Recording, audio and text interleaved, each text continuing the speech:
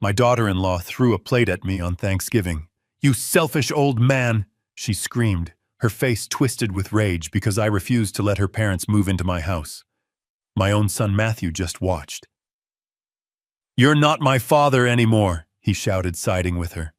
I just smiled, made one single phone call, and by the time they got back to their luxury apartment, the locks had already been changed.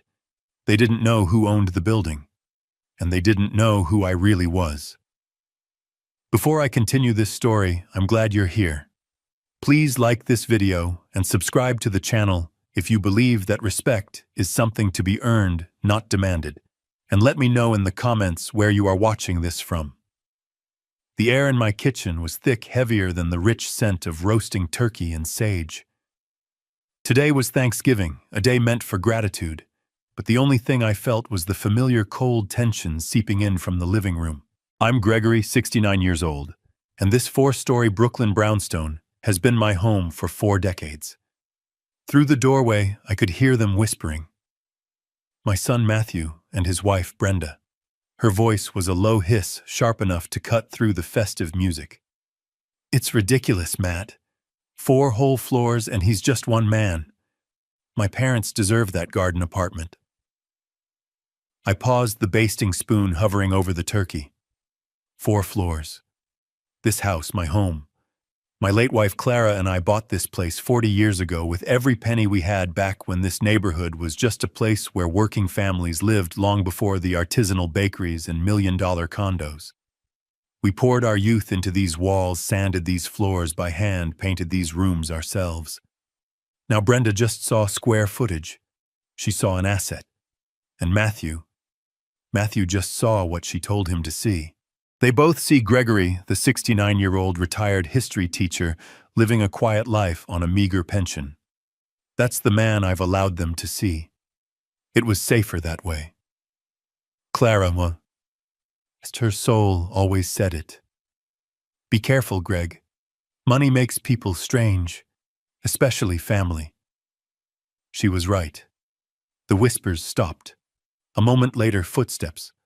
Brenda appeared in the kitchen doorway. She wasn't dressed for a family dinner. She was dressed for a corporate takeover. A sharp, expensive-looking dress that I knew for a fact my son could not afford on his salary. "Gregory," she said. She never called me Dad. "I'm glad you're not busy." I turned slowly from the oven. "I'm basting a turkey, Brenda. It's Thanksgiving. I am by definition busy." She waved a perfectly manicured hand, a gesture of pure dismissal. "Fine, I'll be quick. I've made a decision. My parents will be moving into the garden apartment at the end of the month. They need a place to stay." It wasn't a request. It was an announcement. The sheer audacity of it hung in the air, thicker than the aroma of the roasting bird. I calmly placed the baster down on the spoon rest. I wiped my hands on my old faded apron. "No, Brenda." She blinked. Just once, a flicker of surprise. "What did you say?" I said no. That won't be happening. I kept my voice low even. "That apartment, that was Clara's art studio. It's my office now. It is not available." Her carefully composed face began to crack. "Why not?" "Because of her, she's gone, Gregory. It's been 10 years. You are one man rattling around in a 4-story house while my parents are about to be homeless. How selfish can you possibly be?" Matthew skittered into the room right on cue, wringing his hands. The classic mediator, always trying to smooth the edges she created. "Dad, come on. Please, just for a little while. They have nowhere else to go. We can't afford the deposit on a new place for them right now." I looked at my son, my only child. 38 years old, and still letting this woman lead him around by the nose. "Matthew," I said, my voice still quiet. "I helped you with the deposit on your current apartment, and the apartment before that. And I co-signed the loan for that car you're driving, the one you defaulted on twice. The answer is no." This was the moment Brenda realized her usual manipulation had failed.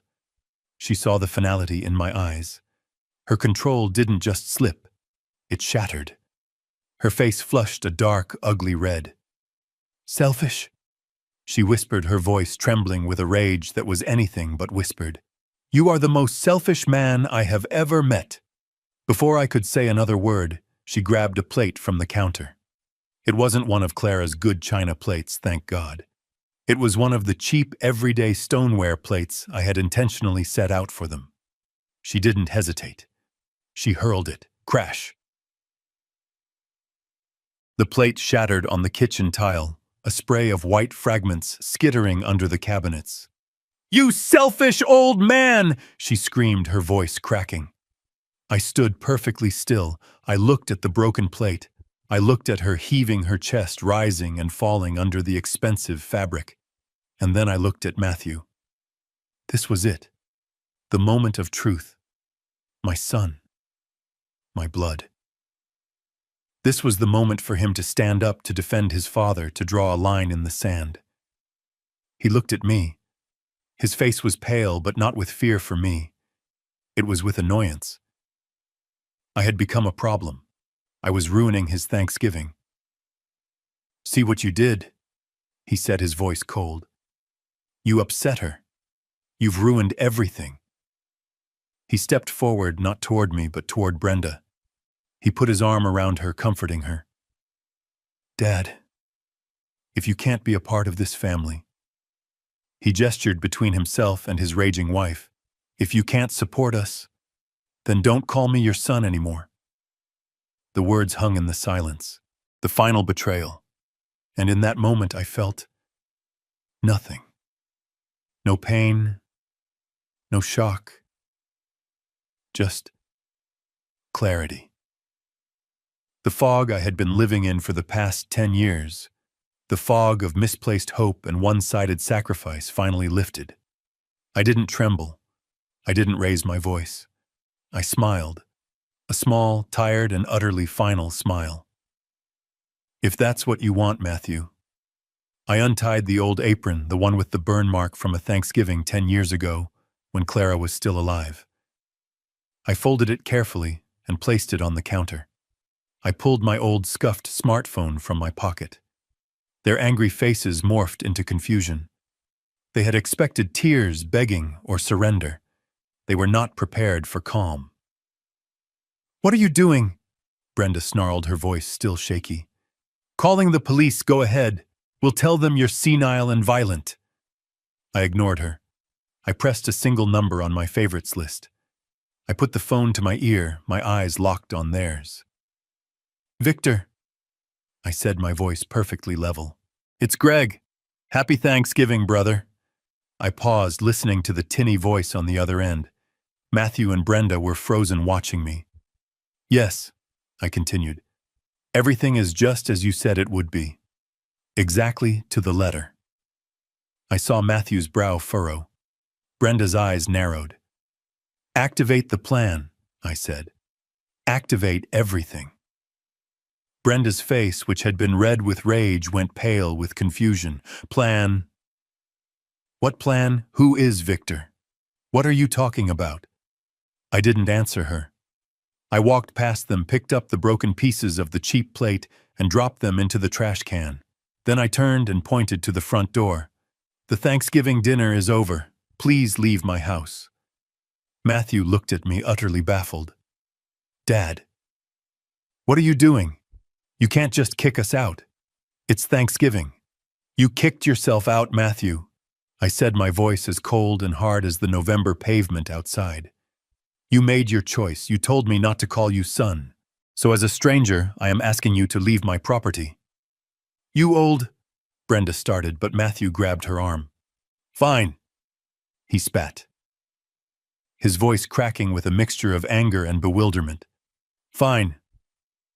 We'll go, but don't come crying to us when you're all alone and need someone to change your diapers." They stormed out, slamming the heavy oak door so hard the frame rattled. I heard them shouting all the way down the front steps, their voices echoing in the quiet Brooklyn street. I heard Brenda scream something about me being ungrateful and senile. I just stood there in the silence of my kitchen, the smell of the forgotten turkey starting to fill the house. I turned off the oven. I wasn't hungry. I walked into the living room, sat in Clara's old armchair, and waited. The house was finally quiet. It had been years since it had felt this peaceful. 15 minutes passed, right on schedule. My phone resting on the side table began to vibrate. I looked at the screen. Matthew. I let it ring. Once. Twice. The sound was jarring in the silence. It rang a third time, a fourth. On the fifth ring, just before it went to voicemail, I picked it up. Hello, Dad. It wasn't a word, it was a raw scream of panic. Dad, what did you do? I feigned confusion. Matthew. What are you talking about? I thought I wasn't your father anymore. Stop it! Just stop it! He yelled. I could hear Brenda sobbing hysterically in the background. I just got an email, an official email.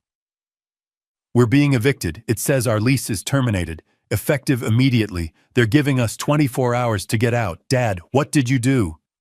Evicted, I said, injecting just the right amount of elderly confusion into my voice. I don't understand. How can I do that? I don't even know who your landlord is. It's some corporation, VC Properties. You must have called them. You told them some lie about us. I paused for a beat. VC Properties, I repeated slowly, as if tasting the name. No, son. I've never heard of them. I'm sorry to hear about your troubles. Sorry you. He was sputtering, choking on his own rage and panic. This can't be a coincidence. It happened 15 minutes after we left your house. You did this. You have to fix it. Call them. Tell them you were joking. Tell them. Matthew. I interrupted, my voice no longer confused but firm. I can't fix this. I didn't do it. You and your wife are adults. You'll have to figure out your own housing. Now, if you'll excuse me, I have a dinner to clean up. Dad, wait. I hung up the phone. I leaned my head back against the worn velvet of the armchair. Phase 1 was complete. I closed my eyes, and for the first time since Clara died, I felt a genuine cold smile spread across my face. Dad. It wasn't a word. It was a raw scream torn from his throat, vibrating with pure, unadulterated panic. Dad, what did you do? I held the phone slightly away from my ear, savoring the sound. I let the silence stretch, listening to the sharp, hysterical sobs of Brenda in the background. She sounded like she was hyperventilating. Matthew, I finally said, injecting the perfect amount of elderly confusion into my voice. What on earth are you shouting about? And why are you calling me Dad? I thought, by your own request, that I wasn't your father anymore. Stop it, just stop it, he shrieked. This isn't a joke, this isn't funny. You've ruined us. You've actually ruined us. I'm afraid I don't follow Matthew. Ruined is a very strong word. The email, Dad. The email. I could hear him pacing his footsteps, frantic on what I knew was the expensive hardwood floor of his luxury apartment. The apartment I had guaranteed the lease for. I just got an email, an official legal email. We're being evicted. Brenda's sobs turned into a high-pitched wail. He did it, Matt. That old bastard actually did it. Matthew, I said, my voice dripping with feigned concern. Evicted. That's terrible. But what does that have to do with me? Don't lie, he roared. It happened 15 minutes after we left your house. 15, it says, I heard him fumbling, his breath catching. It says our lease is terminated, effective immediately. We have to vacate the premises within 24 hours. 24 hours, Dad. Where are we supposed to go? It's Thanksgiving. My goodness, I said, looking at my clean, quiet kitchen. That does sound like a predicament. It's from some corporation, he shouted, his voice cracking. A management company. VC Properties. You must have called them. You must have told them some horrible lie about us, that we don't pay rent or... I let him trail off. I let the silence fill with his panic. Then I spoke, letting the name roll off my tongue as if I were tasting something foreign. VC Properties. I paused. No, son. I'm afraid I've never heard of them. It sounds like you have a problem with your landlord. I'm very sorry to hear about your troubles. Sorry, he sputtered. You're enjoying this, aren't you? This is your sick revenge just because we asked for that stupid apartment. I am simply cleaning up the remains of a Thanksgiving dinner that was so rudely interrupted, I said calmly. What you and your wife are experiencing sounds like a legal matter between a tenant and a landlord. I don't see how I fit into it. Fix it! He suddenly screamed. It wasn't a plea, it was a command. The command of a spoiled child who has just had his favorite toy taken away. I don't know how you did it, but you did it. You have to call them back. Tell them you were joking. Tell them it was all a sick Thanksgiving prank. Tell them anything, just fix it. I heard a muffled sound, like Brenda had snatched the phone from him. Gregory. Her voice was completely different. It was no longer the arrogant shriek from my kitchen. It was a syrupy, desperate, and utterly fake whisper. Gregory, please. I'm sorry. I was upset. I didn't mean what I said. You know I love you like a father. Please, you can't let this happen to us. My parents, we can talk about the garden apartment. Maybe we were too hasty. Maybe we can find another solution. Just, please make the call. There it was. The negotiation. The moment she realized her power was gone, and she tried to bargain with the very thing she had used as a weapon. So, I said, the garden apartment is back on the table, is it? You'll let me keep my own home in exchange for you keeping yours. Yes, anything, she cried. Just stop this. We have nowhere to go. Matthew, I said, knowing he was listening, put your son back on the phone. There was a fumbling sound, and Matthew's voice returned, now smaller, broken. Dad, Matthew, I said, and my voice changed. The fog of the confused old man evaporated. The warmth was gone. All that was left was cold, hard steel. I cannot fix this. As I told you, I have never heard of VC properties. You and your wife are adults. You are on your own. You will have to figure out your own housing. But we have no money. Now, if you'll excuse me, I interrupted. My dinner is getting cold. I suggest you start packing. 24 hours isn't a lot of time. Dad. Wait, the credit cards aren't working either. I tried to book a hotel room and it was declined, all of them. What did you do? I smiled. Phase 2. I have no idea what you're talking about, Matthew. I hung up the phone. I stood in the quiet of my house and took a deep, clean breath. Happy Thanksgiving, Gregory, I whispered to myself. Happy Thanksgiving indeed. I disconnected the call, cutting off Matthew's frantic, sputtering protests. The silence that filled my living room was immediate and deeply satisfying. I picked up my coffee cup, took a slow sip, and dialed a different number. A number my son didn't even know existed. It rang once. Well, his voice was crisp, amused. The VC property's name was a nice touch, Victor, I said, letting a small smile play on my lips. Victor and Clara. She would have appreciated the poetry of it. My brother chuckled on the other end of the line. I'm glad you liked it, Greg. I thought it was appropriate. So I take it phase 1 is complete. They're packing as we speak, I said. He was surprised. He genuinely believed his landlord was a stranger. Of course he did. Victor said, his tone shifting from amusement to the sharp, precise voice of the man who managed our shared empire. That apartment building is one of the best assets we bought 10 years ago. We just terminated the family subsidy you've been secretly paying for him. He thought he was paying $2,000 a month for a penthouse in Dumbo. The market rate is $7,000. I sighed, looking at a photo of Clara on the mantel. He called me selfish, Victor. He doesn't know the meaning of the word, Victor replied, his voice hard. He's been living on your charity financed by your silence for his entire adult life. He just doesn't know it yet. Welcome to the real world, Matthew. The banging started just after midnight. It wasn't a polite knock. It was the frantic, desperate pounding of fists against solid oak. Bang, bang, bang. It echoed up the 4 flights of my brownstone. I wasn't surprised. I had been waiting for it. I walked calmly from the kitchen, tea in hand, and pressed the button for the intercom, turning on the small black and white video feed. There they were, illuminated in the harsh glare of the street lamp. Matthew was vibrating with panic, his hair a mess. Brenda looked like a cornered animal, her expensive coat pulled tight around her, her face a mask of disbelief and pure fury. "Who is it?" I asked, my voice calm through the speaker.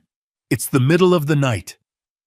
"Dad, open the door, please! Dad, open the door!" Matthew's voice was high, cracking. "Matthew, what's wrong now? You'll wake the entire neighborhood!" Brenda shoved him aside, her face coming right up to the camera. "He's done it again." "Matt, he's playing dumb. Open this door right now. Gregory, the credit cards, they're all blocked." "Ah, phase 2. The credit cards." I leaned back, taking a sip of my chamomile tea. I knew all about those credit cards. I knew about the Platinum Amex that Brenda used for her weekend spa trips. I knew about the Visa Infinite that Matthew used for whatever Brenda told him to buy. I knew about the Neiman Marcus charge card that had an obscene balance. Brenda, with her flawless confidence and her MBA from a second-rate university, truly believed she had earned those high-limit cards. She bragged to her friends about her perfect credit score. She thought that $100,000 limit was a reflection of her own financial savvy. She had no idea that limit was a reflection of my assets. Years ago, when Matthew was just starting out, he wanted to build his credit. I co-signed for his first card. A simple fatherly gesture. A $5,000 limit backed by my portfolio. Then he met Brenda. They wanted a joint card, a prestige card, to book their honeymoon. The bank, of course, looked at their combined income and scoffed. So I made a quiet call. I put my name down as a guarantor. I didn't co-sign, not this time. I simply guaranteed. With every "Congratulations, you've been pre-approved for a limit increase" email, they celebrated it was my signature on a bank document they never saw. Their entire glittering, over-leveraged lifestyle wasn't built on their potential. It was built on my invisible, silent guarantee. They thought they were flying on their own. They never realized I was the one holding the kite string all along. And tonight, I had simply let go. "Blocked," I said into the intercom, my voice laced with mild confusion. "My goodness, what are you talking about? I don't know anything about your credit cards." "Don't lie," Matthew shrieked, pressing his face to the speaker. They all stopped working at the exact same time, the Amex, the Visa. Even the Amazon card. "We're stranded, Dad. We tried to check into a hotel and it was declined." His voice broke. "We have no money. We have nowhere to go." "Well, that sounds like a personal problem with your bank, son," I said, projecting nothing but mild concern. "Perhaps you've been overspending. That's what happens when you buy things you can't afford. You should call them in the morning." "You." Brenda was back, her voice dropping to a low, venomous hiss. "You monster. This is financial warfare. You're trying to destroy us. You're trying to make us homeless." "I am a retired teacher," I said, my voice suddenly losing all its feigned confusion. "I am in my home trying to get some sleep. What you are describing, Brenda, are called consequences. They are the things that happen when your actions finally catch up with you. I suggest you get used to them. It's going to be a long lesson." I watched them on the small screen. Matthew had slumped against the railing, his head in his hands. Brenda was staring at the intercom, speechless with rage, finally understanding that the puppet had not only cut his own strings, but that he had been the puppet master all along. "Good night, children," I said softly. I pressed the button, and the speaker went silent. I watched them on the monitor for another minute, as they stood there frozen on my doorstep in the cold Brooklyn night. Then I turned off the monitor and went to the kitchen to refill my tea. My tea was still hot. I had just settled back into Clara's armchair, the profound silence of the brownstone, a welcome blanket, when my cell phone buzzed on the side table. Matthew. He was persistent, I'll give him that. I let the call vibrate, the sound jarring against the quiet. It stopped, then immediately started again. And again. On the third attempt, I sighed, picked up the phone and put it on speaker. Dad. Don't hang up, please, Dad, don't hang up. His voice was thin, reedy, stripped of all its earlier arrogance. We're still outside, it's cold, What is it now, Matthew? Listen to me, you old... I heard a muffled sound, a struggle, and then Brenda's voice, sharp and venomous, exploded into the room. Lying old man. I leaned back. I had been waiting for this part. I know you're in there listening, she screamed, her voice distorting with rage through the small speaker. You think this is funny? You think you can just cut us off from everything and hide? You think you can ruin our lives and just sit in your dusty, disgusting old house? I remained silent. I let her unravel. It's always been my best tactic. Let them talk, and they will eventually tell you exactly who they are. I know you're behind this, Gregory, she shrieked. You pulled the strings, you cut off the apartment, you froze the cards. You think you're so smart, don't you, sitting up there in your fortress like some pathetic, lonely king? Brenda, I'm afraid I don't know. Shut up, she roared. Don't you dare play the confused old man with me. Not anymore. I see exactly what you are. You're a vindictive, selfish, bitter old man, and you are going to pay for this. I swear to God you will pay. We're going to sue you, she shrieked, the threat finally bursting out. You think you can just do this to us? We have rights. Matthew has rights. He is your son. Your rights end where my patience does, Brenda. My calm only fueled her fury. Patience. You won't have anything left to be patient with when I'm done with you. You want to play hardball, Gregory? Let's play. What do you think a judge is going to see? Her voice suddenly dropped, becoming low and calculating. It was the voice of a predator that believed it had finally cornered its prey. A 69-year-old man, she began, savoring each word, living all alone in a massive 4-story house. A man who hasn't worked in years, a man who gets confused, a man who forgets things, who hangs up on his own loving, worried son. I am not confused, Brenda. Oh, you will be, she hissed. You're 69. You live alone. You're rambling. You're exhibiting erratic, paranoid behavior. You're hoarding. Yes, that's it. You're a hoarder living in a decaying house.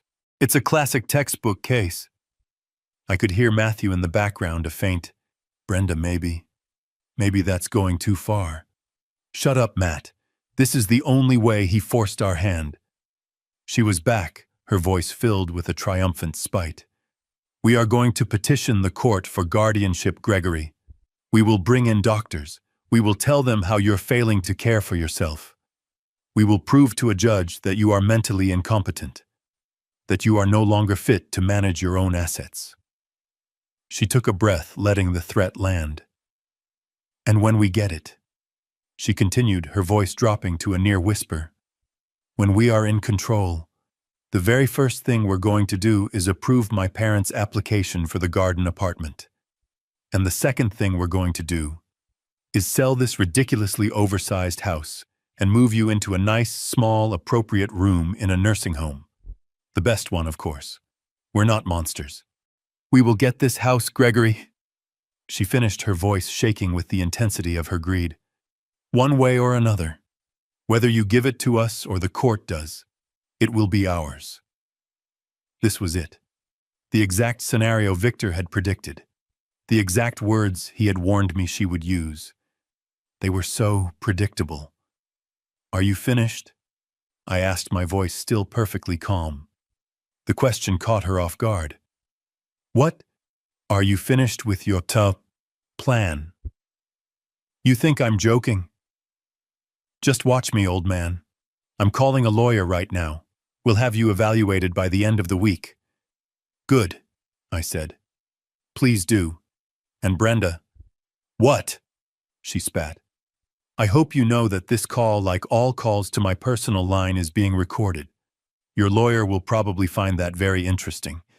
Specifically, the part about manufacturing evidence to have me declared incompetent. I believe the legal term for that is conspiracy to commit fraud and elder abuse. Silence. Absolute deafening, beautiful silence. I heard a small strangled sound, like a gasp. You wouldn't. I just did, I said. Thank you for providing such clear evidence of your intentions. It will be invaluable. Now do not call this number again. You will be hearing from my legal representative shortly. Goodbye, Matthew. I ended the call. I looked at the dark screen. The trap was set, and she had just arrogantly walked right into it, dragging my son down with her. I pressed the end call button on my phone, plunging the living room back into a heavy, satisfying silence. Their frantic screams were cut off mid-shriek. I imagined them out there on the cold sidewalk, staring at their phone in disbelief, the weight of my last words finally sinking in. Recorded. Fraud. Elder abuse. I took a calm sip of my tea. It was still warm. I didn't feel a tremor in my hand. I felt nothing but a cold, clear focus. They were so predictable, so utterly perfectly predictable. I dialed Victor's number. He answered on the first ring, as I knew he would. She took the bait, I said, my voice even. Of course she did. Victor's voice replied, smooth and sharp as polished steel. How long did it take? About 3 minutes of screaming. She's going to have me declared incompetent. A senile old man. Those were her exact words. She's petitioning for guardianship. I heard Victor let out a dry laugh. Wonderful. Just wonderful.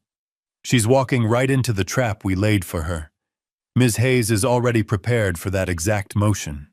She has 3 independent psychiatric evaluations on file for you, some from the last 6 months, all stating you're sharper than most men half your age. Let them try. It will only strengthen our case. Good, I said. They're desperate, Victor. They're broke, homeless, and furious. They'll do something stupid. They already have, Victor corrected me. And now Greg, while they're busy scrambling to find a lawyer they can't afford. I think it's time we talk about Matthew's little startup company. The one you funded with your life savings. I felt a twist in my gut. This was the part I dreaded. The audit came back. Oh, it came back, Victor said. And it's even worse than we thought. Are you ready for phase 3? I stared at the audit report Victor had just couriered over. Phase 3, he had called it. It felt more like an autopsy report. The main figure was circled in red ink. $100,000. I remembered the day that money left my account. It was almost 2 years ago to the day. Matthew had shown up at the brownstone unannounced. He didn't just knock. He pounded on the door, vibrating with a manic energy I hadn't seen since he was a boy. Dad? This is it. This is the one. He was pacing my living room, my old worn Persian rug muffling his expensive shoes. He couldn't stand still. Dad, I have an opportunity, he said, his hands gesturing wildly. A real one. A digital marketing startup. My colleague. Well, Brenda says he's a genius. We're getting in on the ground floor. It's a game changer. I sat in Clara's old armchair, the one with the springs that groaned, and I played my part. I looked worried. I wrung my hands. A startup, Matthew. That sounds risky. Very risky. You have a steady job. Brenda has a steady job. A dead-end job, Dad. Don't you get it? This is our chance to finally, live, to get ahead, to stop worrying about rent and bills every single month. He stopped pacing and finally looked at me. It was the look, the one he reserved for when he truly needed something. It was a potent cocktail of desperate hope and profound entitlement. "Dad," he said, his voice dropping to a conspiratorial whisper, "I need $100,000.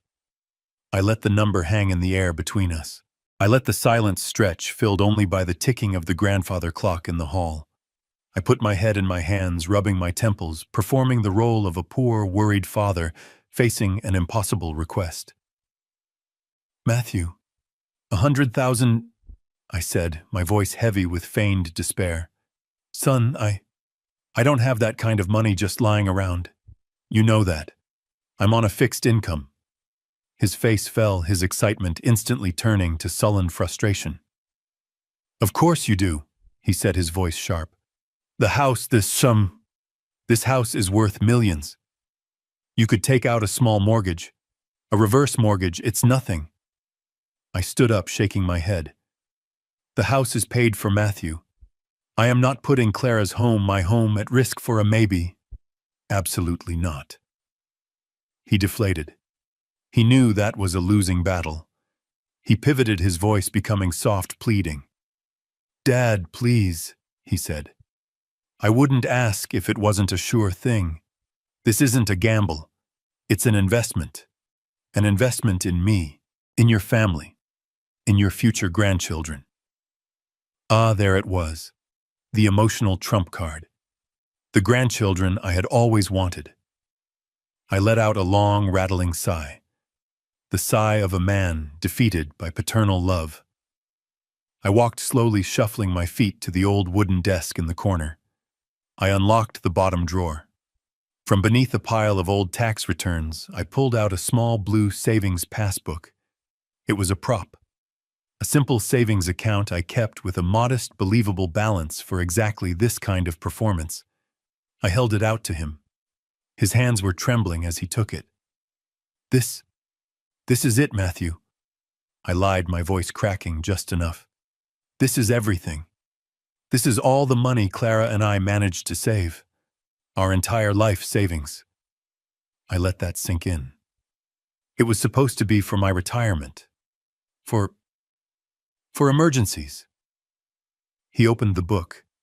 His eyes went wide as he saw the balance, $103,450. To him, it was a fortune. To me, it was a rounding error.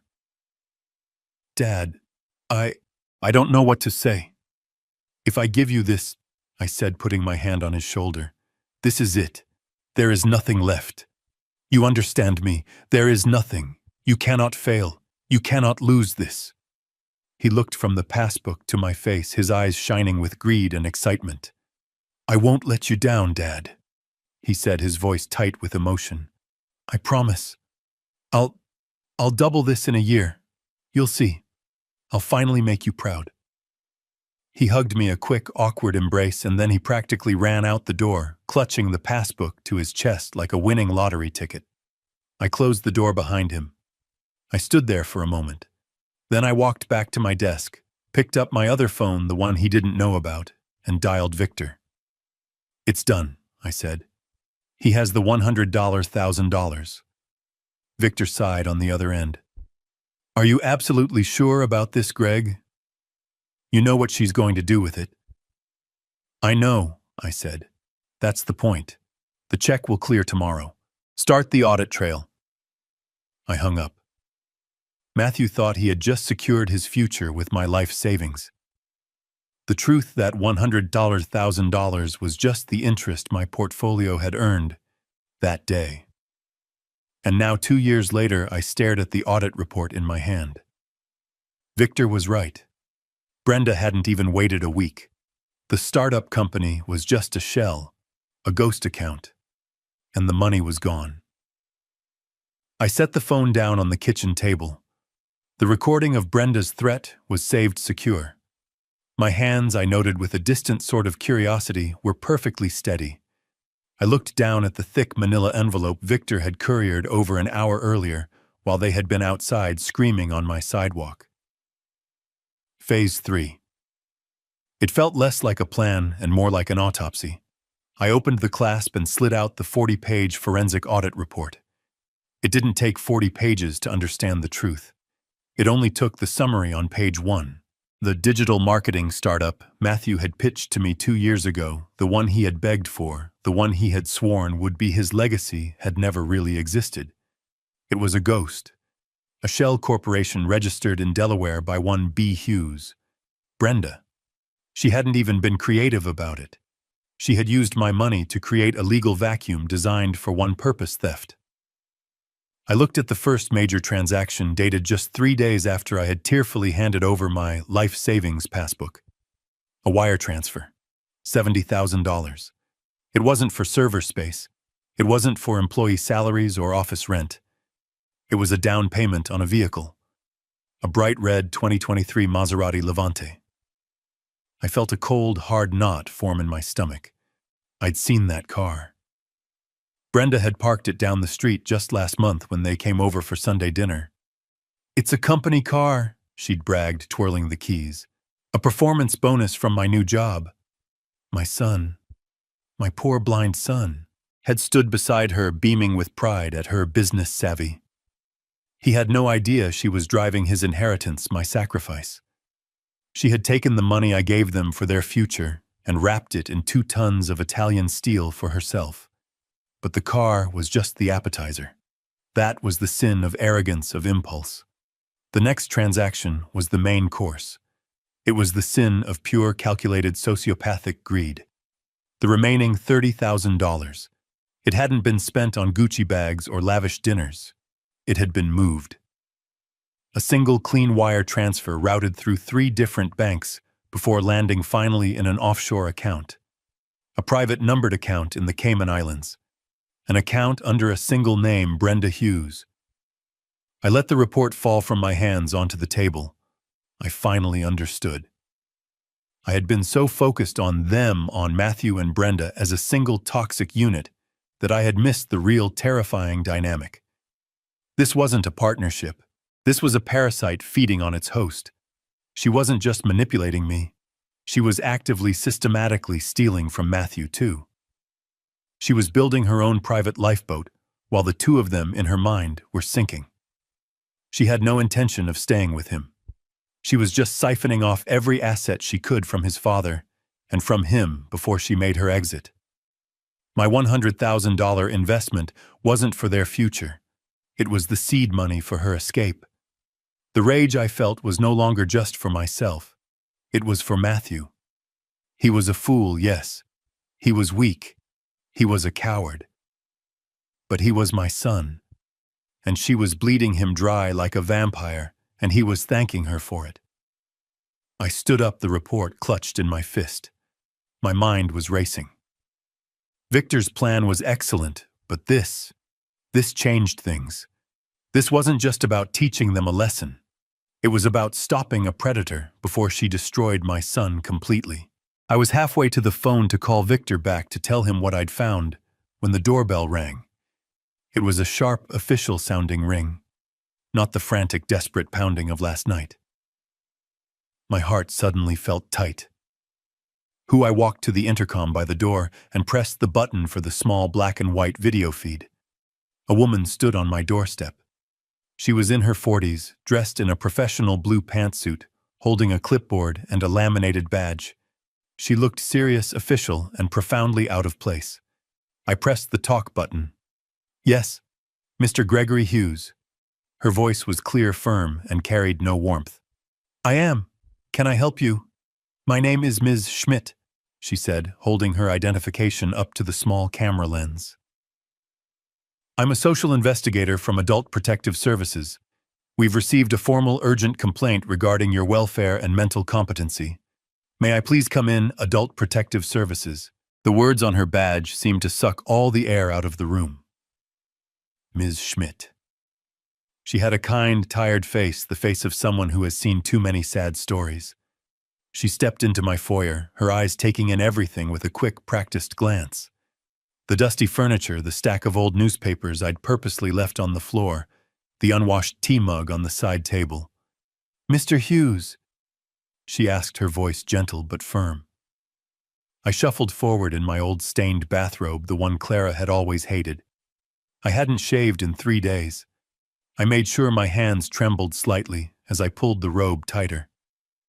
Yes, I wasn't expecting anyone. I understand, sir, she said, stepping into the living room. May I sit down? As I said, my name is Ms. Schmidt. I'm with APS. We received a complaint from your son Matthew and his wife Brenda. I blinked, widening my eyes in fake confusion. Matthew, my son, is he all right? Is Brenda all right? Ms. Schmidt sat on the edge of Clara's armchair, pulling a notepad from her briefcase. She was all business. They are fine, Mr. Hughes. They are the ones concerned about you. Me? I let my voice quaver. But why, I just spoke to them. It was Thanksgiving. They were angry, I think. They are very concerned, sir, she said, her pen poised over the paper.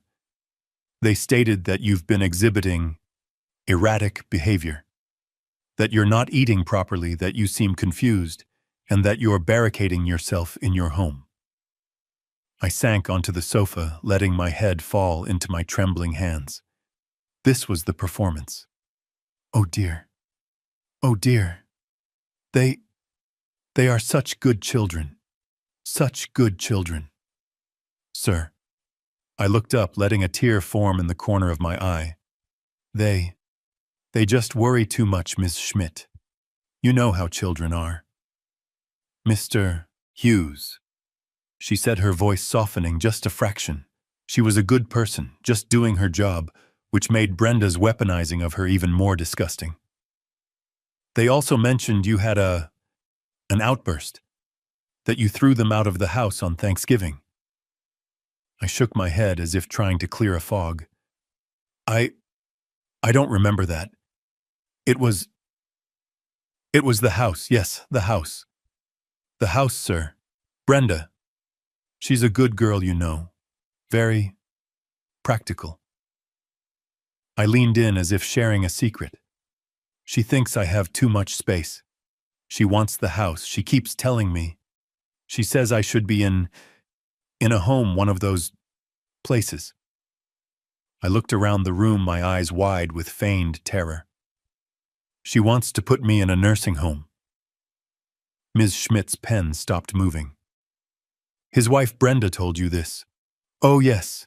She and Matthew. They just want what's best. They say I'm not safe here alone. I gestured to the room. And maybe they're right. I forget things. I forgot the turkey in the oven just now. Can you smell it? There was no turkey. The oven was cold. Ms. Schmidt's eyes flickered to the kitchen, then back to me. A small, almost imperceptible frown line appeared between her brows. Mr. Hughes, your family stated that you were the one who became aggressive when they offered to help you. Help me, I said, my voice rising in a panic. Yes, help. That's the word she used. We need to help you move, Dad. We need to help you manage your money. Brenda is very good with money. I remembered a conversation I'd overheard 2, maybe 3 years ago, before I fully understood what she was. Matthew had lost a small commission at his job. He was upset. I heard her voice from their bedroom, sharp and clear. It doesn't matter, Matt. He's an old man. That brownstone is our real retirement plan. We just have to be patient. I had told myself she was just practical. I had lied to myself. Mr. Hughes, Schmidt said, pulling me from my feigned confusion. Are you saying you feel pressured by your son and daughter-in-law? Pressured? I looked at her, my eyes wide and innocent. Oh no, dear. They love me. Matthew he's my boy. He's just tired. He works so hard. And Brenda, she just wants to get ahead. She wants the house, she told me. She told me I'm selfish. My voice cracked. She said I'm a burden. Am I a burden, Ms. Schmidt? I let a single tear roll down my unshaven cheek. I watched her face. She was a professional, but she was human. The narrative Brenda had fed her of a confused, aggressive old man was starting to clash with the reality in front of her, a terrified, heartbroken father. "Of course you're not a burden, Mr. Hughes," she said softly. "But they need this house," I insisted, pushing the performance. "Brenda's parents, they need a place to live." She said I had to let them move into Clara's, into the garden apartment. I said no, I think that's when she got so angry. She broke a plate. She broke a plate. Ms. Schmidt's pen was flying now. I think so. It was an accident. I'm sure it was. She would never hurt me. She's family. I was painting the perfect picture for Hurtoa, a terrified, senile-sounding old man making excuses for his abusive, financially motivated children. "Mr. Hughes," she said, her voice now filled with a new, sharper kind of concern, "I need to ask you a few more questions. About your finances. Who manages your pension? My money, oh, I think Matthew helps me. He says I'm not good with numbers anymore." I let the sentence hang. I watched her write it down. Subject reports son controls finances. The trap was set. The bait was taken. Brenda and Matthew thought they had sent an investigator to certify my incompetence. Instead, they had just provided me with an official, impartial witness to their own conspiracy. Right on cue, as if directed by a playwright, the downstairs doorbell rang. Not a frantic pounding, but a sharp, clean, businesslike ring. I jumped, playing the part. "Oh my, who is that? I'm not expecting anyone else. Maybe it's them. Maybe they've come back." "It's okay, Mr. Hughes," Ms. Schmidt said, standing up. "I'll go with you." I shuffled to the intercom, my hands trembling. But as I pressed the talk button, a small, cold smile touched my lips, hidden from her view. "Hello, Mo, Greg." Victor's booming, cheerful voice filled the room. "Sorry we're late. The call with the Zurich investors ran long. Did you forget our 3 o'clock meeting with the venture capital team? Ms. Hayes is with me. We need to go over the portfolio before the market closes." I watched Ms. Schmidt's face. Her jaw had quite literally dropped. I held my breath, letting the silence in the room stretch. Ms. Schmidt was writing furiously, her pen flying across the notepad. I saw her underline the words, "nursing home," and "pressure." The narrative Brenda had sold her of a confused, aggressive old man was colliding violently with the reality in front of her, a terrified, seemingly frail father being bullied out of his own home. She looked up at me. Her professional neutrality had fractured. Her eyes were soft with a pity that was almost suffocating. "Mr. Hughes," she began, her voice much gentler now, "I want you to know that you have rights. No one can force you to leave your home. If you feel—" Brrring, the doorbell. It wasn't the frantic, desperate pounding of last night. It was a sharp, clean, authoritative ring. 2 quick bursts that echoed through the quiet house. I jumped, clutching my stained bathrobe. I made my hands tremble. "Oh my. Oh dear. Who is that? I'm not expecting anyone else. I told you I don't get many visitors." I shuffled toward the intercom, leaning against the wall for support. Maybe it's them, Brenda. She gets so angry. Maybe they've come back."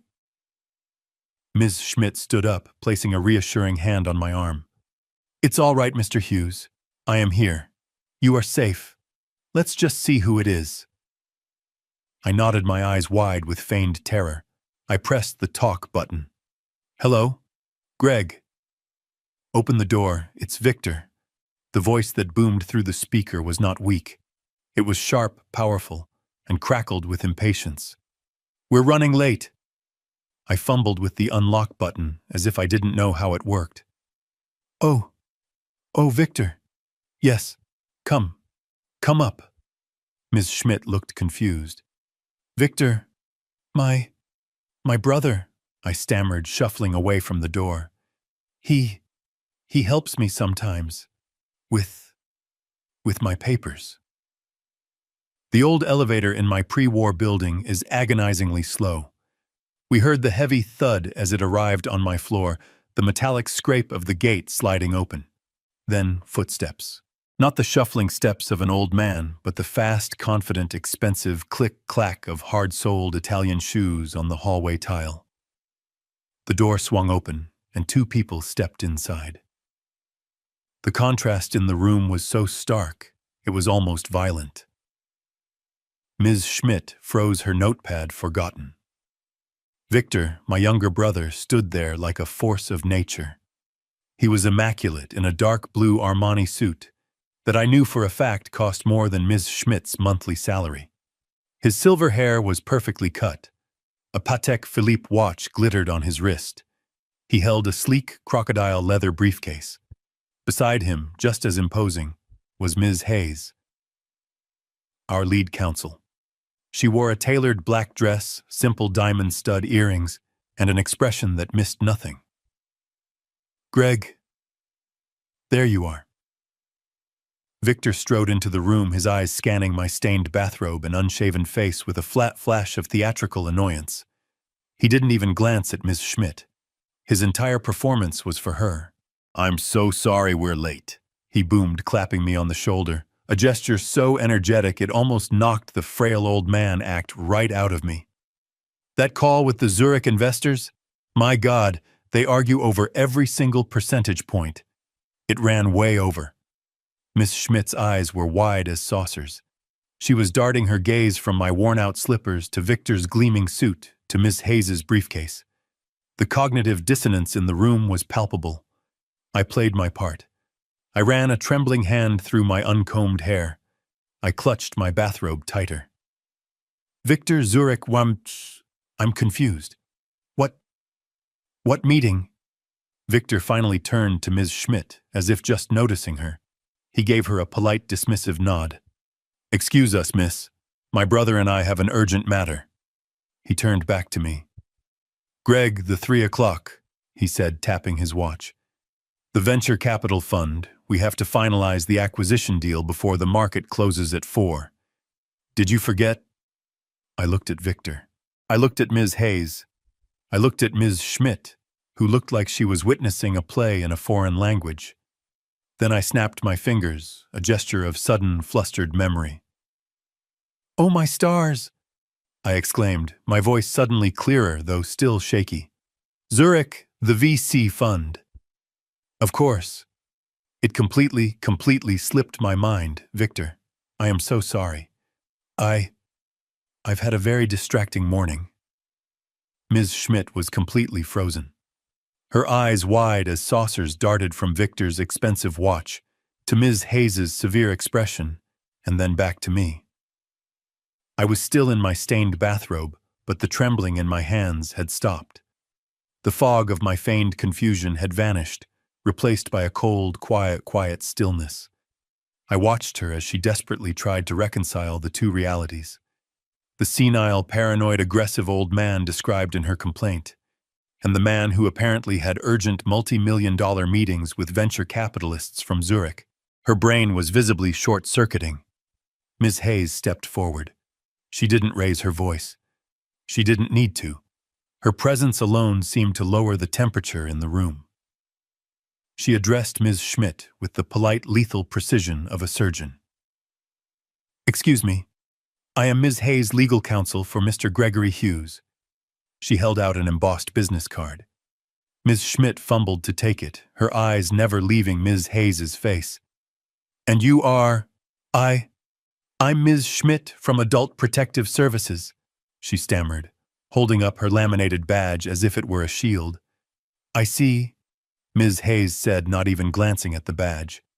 "And on what authority are you currently questioning my client in his private residence without his legal counsel present?" "On the basis of what exactly?" "A phone call." Ms. Schmidt bristled slightly, trying to regain her professional footing. "I am here on the basis of a formal urgent complaint filed by his son, Mr. Matthew Hughes, and his wife. They are deeply concerned for his welfare and his ability to care for himself." Ms. Hayes almost smiled. It was not a nice smile. "Concerned? Is that what they're calling it now? She opened her own crocodile briefcase, a twin to Victor's, and produced a thick, court-stamped document. That's fascinating, because we are here to serve Mr. Hughes with his copy of a temporary restraining order. One filed this morning by our firm, against Mr. Matthew and Mrs. Brenda Hughes.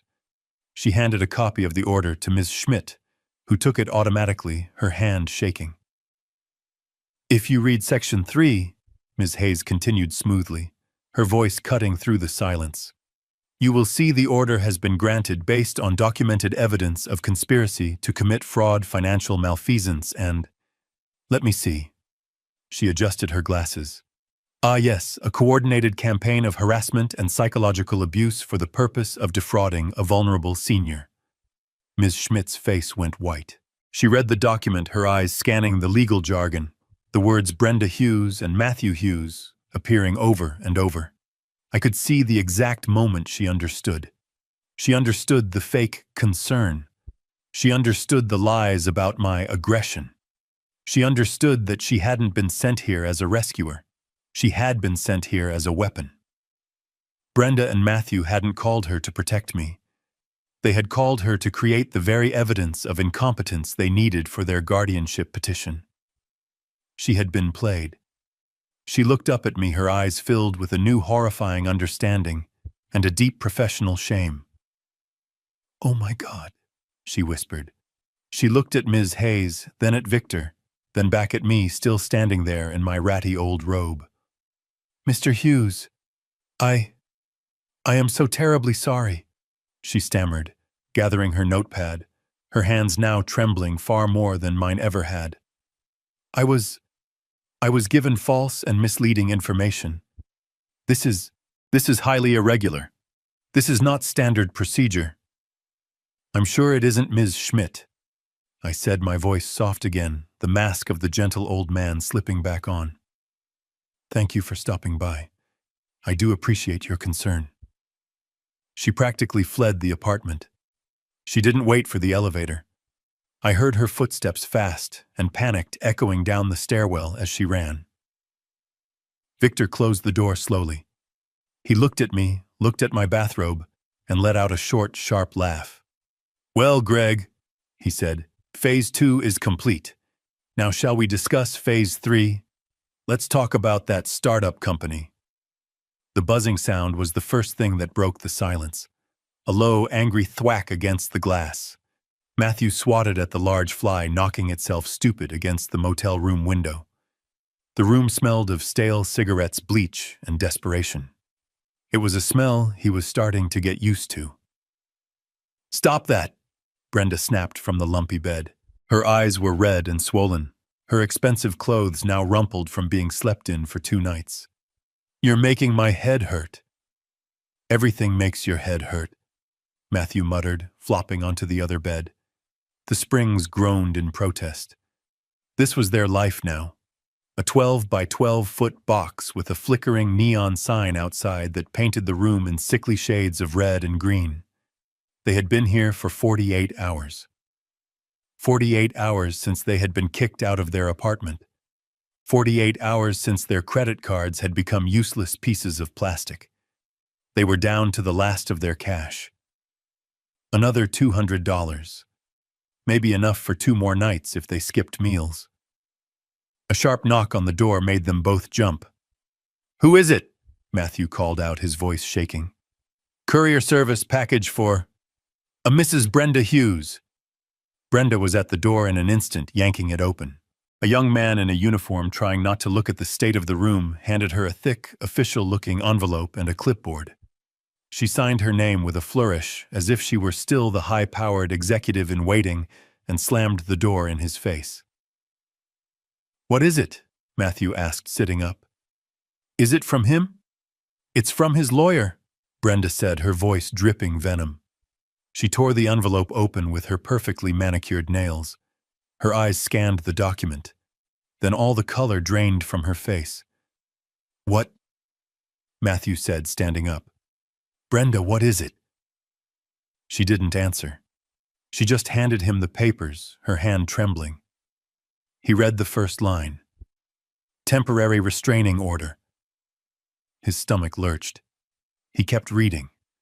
The legal jargon was dense, but the message was brutally clear. They were forbidden. Forbidden from contacting Gregory Hughes. Forbidden from calling, emailing, or texting. Forbidden from coming within 500 feet of his property at the Brownstone. Forbidden from making any inquiries into his financial or medical affairs. He can't do this, Matthew whispered. Oh, it gets better, Brenda said, her voice a dead flat monotone. She snatched the papers back and read aloud. Furthermore, this order is granted based on documented evidence of a frivolous and malicious report filed with Adult Protective Services, and it states here that a formal complaint against us has been forwarded to the District Attorney's Office for investigation into conspiracy to commit fraud and, her voice cracked, elder abuse. Matthew collapsed onto the bed. Oh my God. Oh my God. He's suing us. After everything. He's suing us. Brenda started to laugh. It was a terrible sound. High, sharp, and bordering on hysterical. He's not suing us, you idiot. He's destroying us. This isn't a lawsuit. This is an execution. She threw the papers across the room.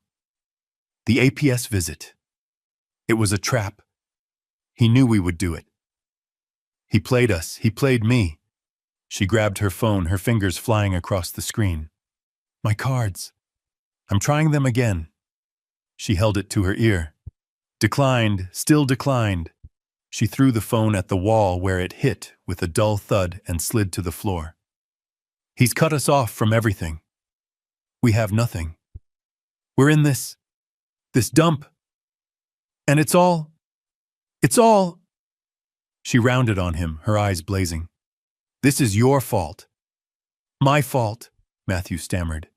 Yes. You were supposed to know your own father. He's just a simple old man. You said, he's lonely, he's confused. You were the one who was confused. You've lived with him your whole life and you never even realized who he was. What kind of failure are you? Me. Matthew found a spark of anger. My fault. You were the one who wanted the house. You were the one who threw the plate. You were the one who insisted on calling APS. This was your plan. I did it for us, she screamed. To get us out of the hole you dug. While you were failing at your job, I was trying to secure our future, and you were too weak to handle it. You're a coward. Matthew, you've always been a coward. She was pacing now like a caged wolf pulling at her hair. No. He's not perfect. He can't be. A man with that much money, hiding it for that long. He's hiding something else. He has to be. Her eyes, wild and desperate, scanned the room. There has to be something illegal, something dirty. She looked at Matthew, a new cunning and terrifying light dawning in her gaze. A man that rich, pretending to be that poor, he's not just hiding, he's truly hiding something. She scrambled for her laptop, the one she had managed to grab before the eviction. If he's a corporation, he has a digital footprint. If he's a ghost, he's left a trace. He has enemies. He has secrets. She plugged it into the wall, the screen flickering to life. Brenda, what are you doing? She didn't look at him. Her fingers were flying across the keyboard, her eyes glowing in the dim light. I'm doing what I should have done from the beginning, she hissed. I'm not his victim. I'm his opponent. I am going to find his dirt mat. I am going to find the skeleton he has buried, and I am going to bury him with it. I sat in the quiet of my brownstone, the silence a heavy blanket after the frantic energy of the APS visit. The restraining order was a shield, yes. It would keep them from my doorstep. But I knew Brenda. I had seen her true face. A shield wouldn't be enough. She wasn't just angry. She was humiliated. And a person like Brenda, stripped of her status and her money, it was far more dangerous than the arrogant woman who had thrown the plate at me.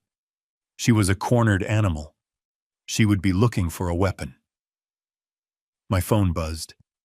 It was Victor. His voice was all business, sharp and precise. "Greg, are you ready?" he asked. "They are exactly where we need them to be.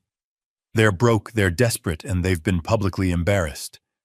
Brenda's legal attempt to have you declared incompetent just failed before it even began. She's not going to try that route again." "What will she do?" I asked, walking to the window looking down at the street where they had stood screaming at me just last night. "She'll pivot," Victor said. "She was trying to use the law. Now she'll try to break it. She's desperate for a shortcut, Greg. She's looking for leverage. She's digging right now. I guarantee she is sitting in that cheap motel room searching your name, my name, VC Properties, anything she can find. She is looking for our dirt." I nodded. "So, we give her some." I could hear the smile in Victor's voice. "Exactly. We're going to give her a skeleton. The biggest, juiciest skeleton she could possibly imagine." He explained the next phase. "There's a lawyer downtown," he said, "named Harrison. A real bottom feeder. He specializes in aggressive settlements. He and our Ms. Hayes have a long and bitter professional rivalry. He despises her. He would do anything to see her and one of her high-profile clients taken down." "And how does a desperate woman in a motel find a shark like Harrison?" "She won't," Victor said. "He will find her. One of my investigators posing as a disgruntled former client of Ms. Hayes is contacting Brenda on a burner phone as we speak. He's going to tell her he heard what happened. He's going to tell her that your lawyer, Ms. Hayes, is dirty. And he's going to tell her that he knows a lawyer who specializes in taking her down." This was Victor's world. A world of shadows and chess moves that I had only observed from a distance. "And what proof will this Mr. Harrison provide?" I asked. "The jackpot," Victor said. "Our team in Zurich worked all night. They've created the most beautiful, intricate, and completely fabricated set of documents I have ever laid eyes on. Bank statements from a dormant Swiss account, wire transfer codes, incorporation papers for a shell company in Panama. All of it pointing to one glorious, highly illegal, and utterly false conclusion. That I'm a tax evader." I said the words tasting strange in my mouth. "Not just a tax evader, Greg. A massive one. The documents prove that VC Properties is just a local front. They prove that for the last 20 years you've been funneling millions of undeclared offshore dollars through that Swiss account. It's a work of art." I closed my eyes, picturing Brenda's face. "It's a masterpiece of fiction, Greg," Victor continued. "It uses just enough real information, my name, your name, the properties, to be absolutely 100% believable to a greedy, desperate amateur. Harrison will leak these to her. He'll claim they were accidentally discovered during a separate sealed case against our firm. He will tell her she has enough leverage to destroy you. He will advise her to demand a massive, immediate, and completely silent settlement in exchange for not forwarding the file to the IRS."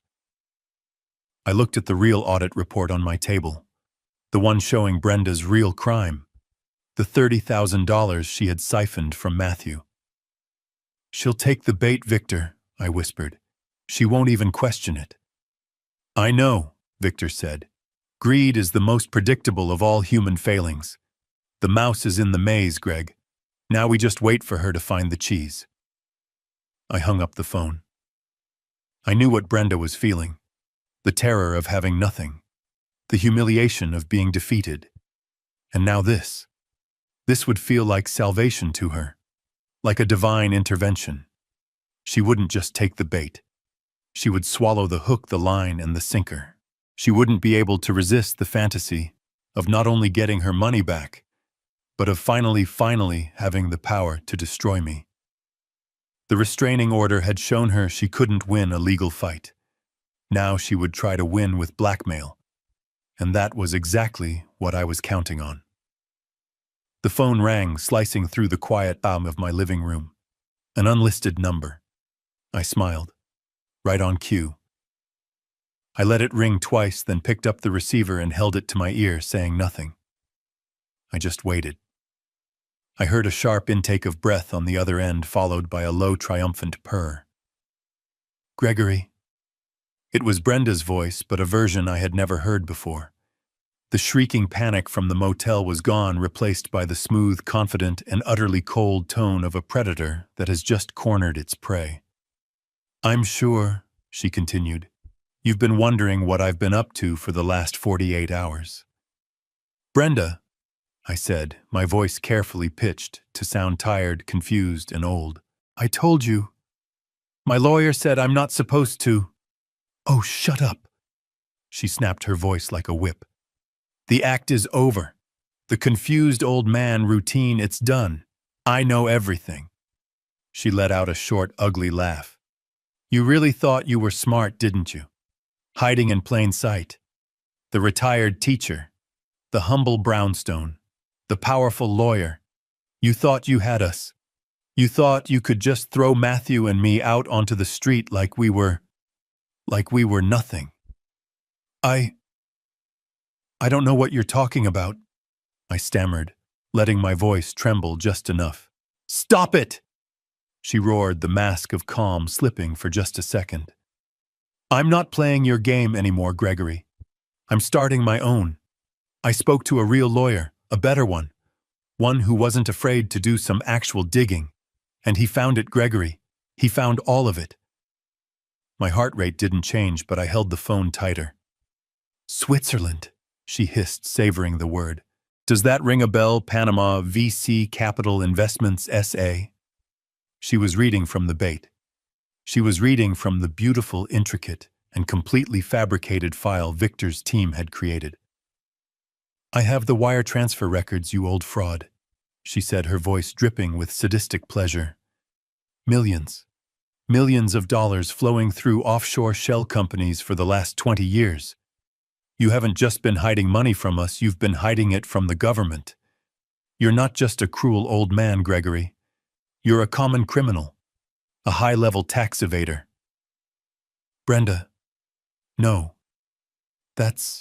So here's what's going to happen. She interrupted, her voice dropping to a low, dangerous whisper. You are going to call off your legal pit bull, Ms. Hayes. You are going to drop that pathetic restraining order, and then you are going to sign the deed to the brownstone over to me. Not Matthew. To me. And after that, you are going to wire $2 million cash to an account I designate. 2 million, I whispered, playing my role to perfection.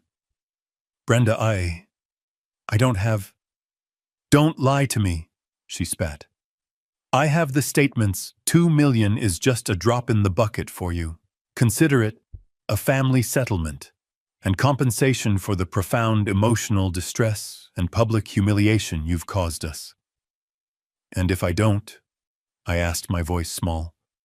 If you don't, she said, practically purring with power, then this entire beautiful detailed file with all the account numbers and routing codes gets hand-delivered to a special agent I know at the IRS. And you, Gregory, will spend the rest of your golden years in a federal penitentiary. I wonder how VC Properties will run from a prison cell. Your choice. You're blackmailing me, I said, my voice cracking. I'm negotiating, she corrected me. A much better deal than you ever offered us. You have 24 hours to make your decision. By this time tomorrow, I am either the legal owner of that brownstone or you are the subject of a federal investigation. Tick-tock, Gregory. Now. It was time. I had to make her believe she had won. I had to let her drag me to the final showdown. No, please, I stammered, letting a fake, desperate panic rise in my voice. Brenda, please, you can't. You don't know what you're doing. This is a terrible mistake. You'll ruin the family name. You ruined it when you crossed me, she spat. 24 hours. Wait, I shouted, the word sounding torn from my throat. Wait, don't do anything. Not yet. I took a shaky breath. You're right. You win. You win, Brenda. I let out a dry, broken sound, a performance of a sob.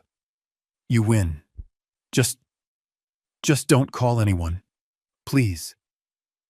I heard her exhale on the other end.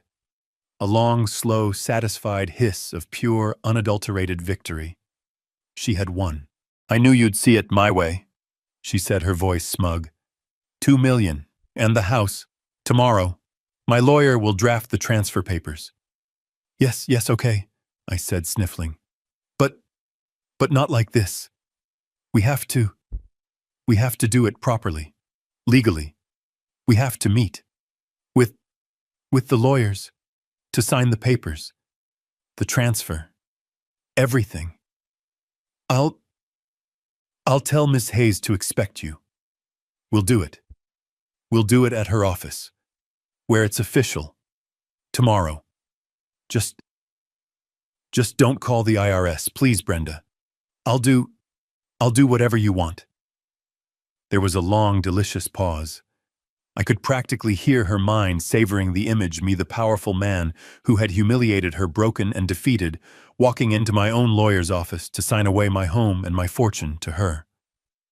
It was too perfect for her to resist. Fine, she said finally. My lawyer will contact yours to set the time. 10 a.m. tomorrow. And Gregory? Yes, I whispered. Don't try anything stupid. I'm holding all the cards now. I know, I said, my voice choked with fake tears. I know, I'll see you tomorrow. She hung up the phone without saying goodbye. I sat there for a long moment, the dial tone buzzing in my ear. Then I set my phone down. The trap was set. The mouse had not only seen the cheese, she was now convinced she had built the trap herself. The conference room at Hayes Legal was designed to intimidate. It was on the 40th floor with a wall of glass overlooking Central Park. The table itself was a single massive slab of polished mahogany that felt cold to the touch. On one side sat Victor, Ms. Hayes, and me. We were silent, our papers arranged in neat, identical leather-bound folders. On the other side sat Matthew, Brenda, and a man who looked like he had gotten his law degree from a late-night television commercial. He was sweating slightly, in his ill-fitting suit, nervously adjusting his glasses, clearly out of his depth, and terrified of Ms. Hayes, whose reputation was legendary. Brenda, however, was thriving. She was high on the intoxicating drug of perceived power. She thought she had won. She thought she was here to watch me, the old senile man, sign away my life. Well, Gregory, she began, her voice echoing slightly in the large room. She leaned back in her chair, a picture of smug triumph. I'm so glad we could all get together. Civilly. I just looked at her. I didn't speak. I let her play her hand. Her lawyer, a man named Mr. Pitkin, cleared his throat. Yes, well, my clients, Mr. and Mrs. Hughes, believe they have a proposition that will be mutually beneficial for all parties and avoid, unpleasant legal entanglements. Ms. Hayes looked at him over the top of her glasses, a look so cold it could freeze water. Mr. Pitkin, I was not aware this was a negotiation. I was under the impression your clients were here to answer to a restraining order, and I believe a federal criminal complaint. Brenda laughed. A short, sharp, ugly sound.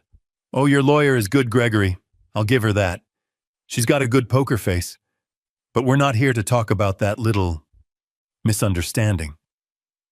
She slid a thick bound document across the polished table. It stopped directly in front of me. We're here to talk about this. I looked at the cover page. It was Victor's masterpiece. Fake bank logos, Swiss letterheads, all of it looking devastatingly official. That, Brenda said, her voice dropping to a dramatic whisper, is a file showing 20 years of systematic international tax evasion. Millions of dollars, Gregory. Funneled to Panama. Hidden in Zurich. My lawyer, Mr. Harrison, found it. He's very thorough. Mr. Pitkin looked startled, as if he hadn't actually seen the document his client was referencing. What you have in your hand, Brenda continued, is enough to put you in a federal prison for the rest of your golden years. I've already drafted a letter to the Internal Revenue Service. It's very detailed. Matthew beside her sat stiff as a board, pale but clearly following her lead. This was his last chance, and he had hitched his wagon to her star. But, Brenda said, spreading her hands wide in a gesture of false magnanimity, I am not a monster. Unlike some people in this room, I am a mother. Or I will be. And I believe in family. Even dysfunctional ones. Ms. Hayes and Victor remained perfectly still, their faces impassive. So, here is the offer, Brenda said, her voice turning to steel. It's very simple. 1, you will immediately sign over the deed to the brownstone. Full ownership, no strings. 2, you will wire $2 million, cash, into an account I provide. $2 million. That should be easy to pull from one of those Swiss accounts, don't you think? And if I do this, I said my first words in the meeting, my voice a low, shaky whisper. What do I get in return? You get silence, Brenda purred. This file, she tapped the fake document, disappears. The IRS never hears about it. We all go on with our lives. You go to your nice new retirement home. And we get compensated for the terrible, terrible emotional distress you have caused us. Brenda, this is blackmail, I stammered, playing my part. This is a settlement, she snapped. This is the price for your secrets, old man. This is the price for underestimating me. You have 1 hour to have Miss Hayes review the documents. But let's be honest. She glanced at my lawyer. We all know what they say. Sign the papers, Gregory, or your next meeting will be with a federal prosecutor. Matthew, finally finding his voice, leaned forward. Just sign it, Dad. It's just money. It's just a house. It's not worth, this. Just sign it so we can all go home. Go home? I repeated, looking at my son. You don't have a home, Matthew. Sign the papers, Gregory. Brenda slammed her hand on the table, her composure cracking. Or I walk out that door and I make the call, $2 million and the house. That's the deal. Take it. Or leave it all for a cellmate. I looked at Victor. He gave a tiny, almost imperceptible nod. I looked at Ms. Hayes. She was already opening her own leather-bound folder. I looked back at Brenda. Her face was flushed with victory. She truly believed she had me. She believed she had won. Well, Brenda, I said, my voice suddenly clearing, the elderly tremor gone. That is a fascinating offer. Brenda's triumphant smirk was still painted on her face. She was leaning back, tapping her manicured nails on the polished mahogany, the very picture of a predator that had just won, her lawyer Sutterson. Pitkin was nervously shuffling his papers, relieved that his client's insane gamble seemed to be paying off. And Matthew was just staring at the table, pale, numb, a passenger in his own life's destruction. I looked at Victor. He hadn't flinched. He hadn't even blinked. Now he smiled. It was a thin, cold smile that didn't touch his eyes. He slowly reached into the breast pocket of his Armani suit and retrieved a slim platinum business card case. With a flick of his thumb, he slid one card out. He pushed it slowly across the vast, empty expanse of the table. It spun once and came to a stop, perfectly aligned in front of Brenda's thick, fabricated report. Please, Victor said, his voice quiet, yet it seemed to absorb all the sound in the room. Go ahead, send it. Brenda's smile faltered. Her eyes narrowed. What? Your file, Victor said, gesturing to the stack of papers she had slammed down with such pride. Your evidence against my brother. By all means, send it to the IRS. In fact, he tapped the business card he had just presented. That should help you expedite the process. That's the personal desk line for Agent Miller, head of the International High Wealth Enforcement Division. He's a good friend of mine. We play racquetball every Thursday. He's been waiting for your report. The blood drained from Brenda's face. Her smugness evaporated like water on a hot stone. I watched her eyes dart frantically to her lawyer, Mr. Pitkin, who was visibly sinking in his high-backed leather chair, his face slick with a new sudden layer of sweat. I don't understand, she stammered, her voice losing its steel. What kind of trick is this?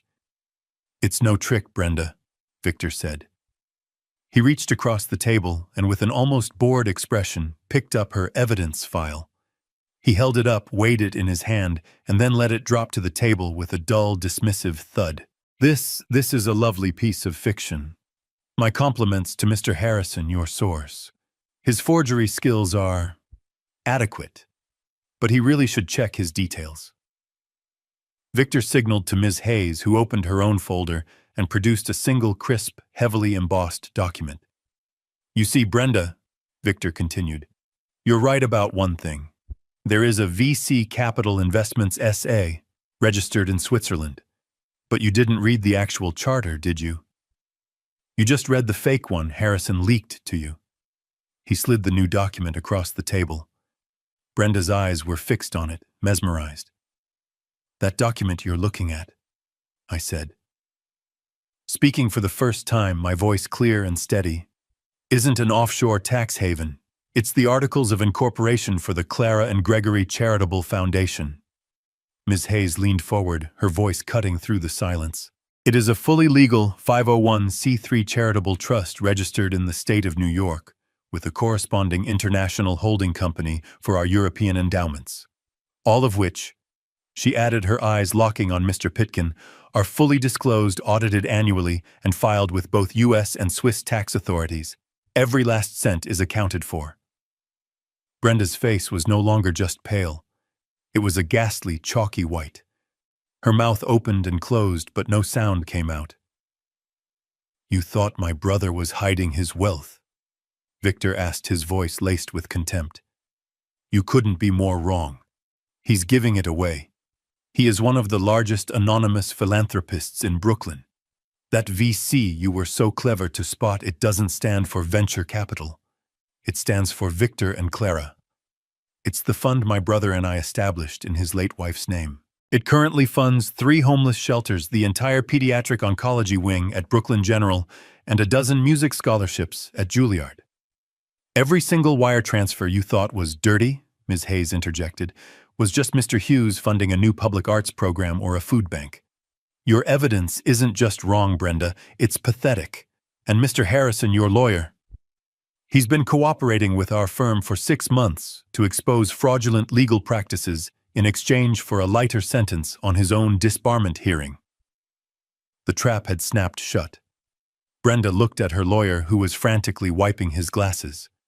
She looked at Matthew, who was staring at me, his face a mask of utter profound shock, as if he was seeing me for the first time in his life.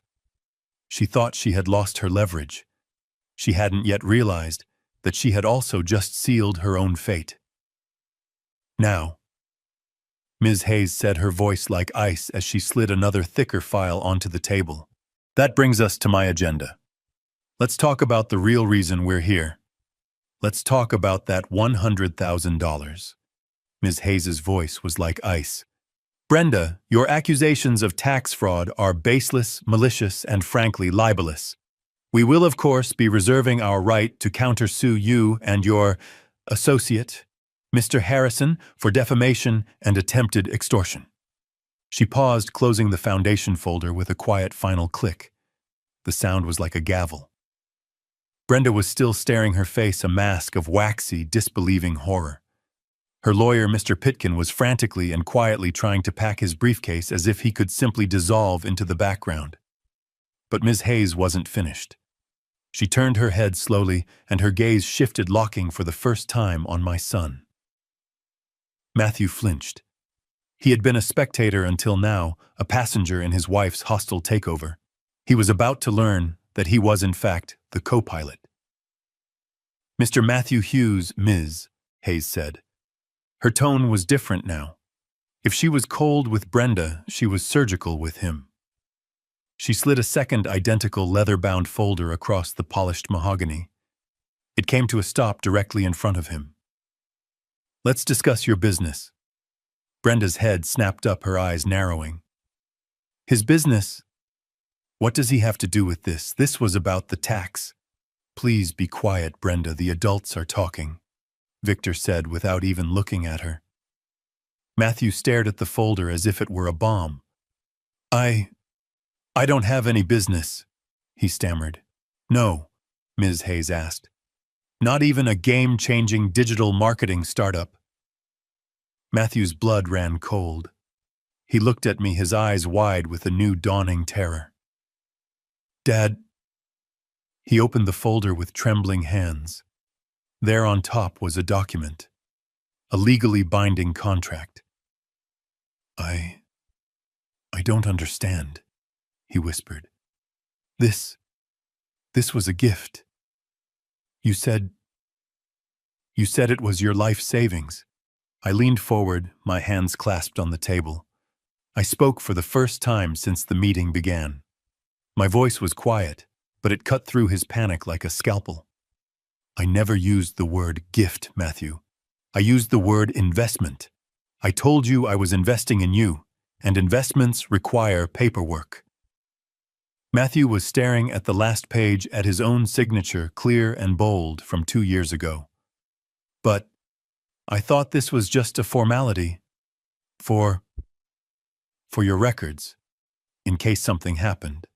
It's a legally binding loan agreement, Mr. Hughes, Ms. Hayes said flatly, for the sum of $100,000 provided by the VC investment fund. 0 interest, of course. My clients are very generous. But the loan was contingent on several key performance metrics. Brenda made a small strangled sound in her throat. 100,000? That was the money. She was finally connecting the dots. The money she had stolen, the money she had used for the Maserati, was itself borrowed. The blood wasn't just on her hands. It was on Matthew's, too. This is between me and my father, Matthew insisted, his voice rising in desperation. This is a family matter. This isn't… You can't… It was a family matter, Matthew, I interrupted. It was a family matter when you begged me for the money. It was a family matter when I gave you what I called my life savings to see what you would do with it. But it stopped being a family matter last night when you stood on my doorstep and threatened to have me declared mentally incompetent. It stopped being a family matter when you walked in here today allied with your wife in an attempt to blackmail me for $2 million. You ended family when you did that. Which brings us, Ms. Hayes said, her voice sharp, pulling his attention back to the contract, to the fine print. She tapped a paragraph on her own copy. I'd like to draw your attention to Article 7, Section 3. We call it the Ethics Clause. The color, which had already drained from Matthew's face, somehow drained even further. Ms. Hayes cleared her throat and read her voice clear and devastating in the silent room.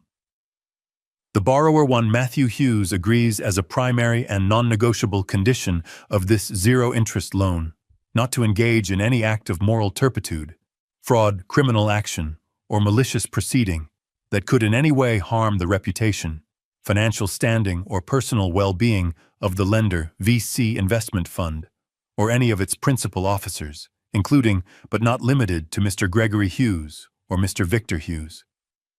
She looked up from the paper, her eyes like ice. Brenda, your own lawyer, Mr. Pitkin, is sitting right there. He's a legal professional, Mr. Pitkin. Would you agree that conspiring to file a false report with Adult Protective Services constitutes harassment? Would you agree that attempting to extort $2 million using fabricated IRS documents constitutes a malicious proceeding? Mr. Pitkin looked like he was going to be physically ill. He started to stammer, my clients, we were operating on information we believed. Save it, counselor, Victor cut in, his voice bored. You're an accomplice to blackmail. You're lucky you're not being disbarred. Sit down. Mr. Pitkin sat down. Ms. Hayes turned back to my son. Matthew, by actively participating in this negotiation, she gestured to Brenda's fake report, you have committed a material breach of this contract. a flagrant violation of the Ethics Clause. And according to Article 9, Section 1, she continued turning the page with a crisp snap. A material breach of this nature triggers an immediate, non-negotiable acceleration of the entire principal plus a contractual penalty for bad faith. Matthew was shaking his head, rocking back and forth, his eyes squeezed shut. No, no, no, no, what? Brenda whispered, her voice a dry rasp. What penalty? 25%. Victor provided his voice almost cheerful. 25% of the principal. A standard bad faith clause. That's the $100,000 plus a $25,000 penalty. A total of $125,000. Which, Ms. Hayes concluded, is now due and payable.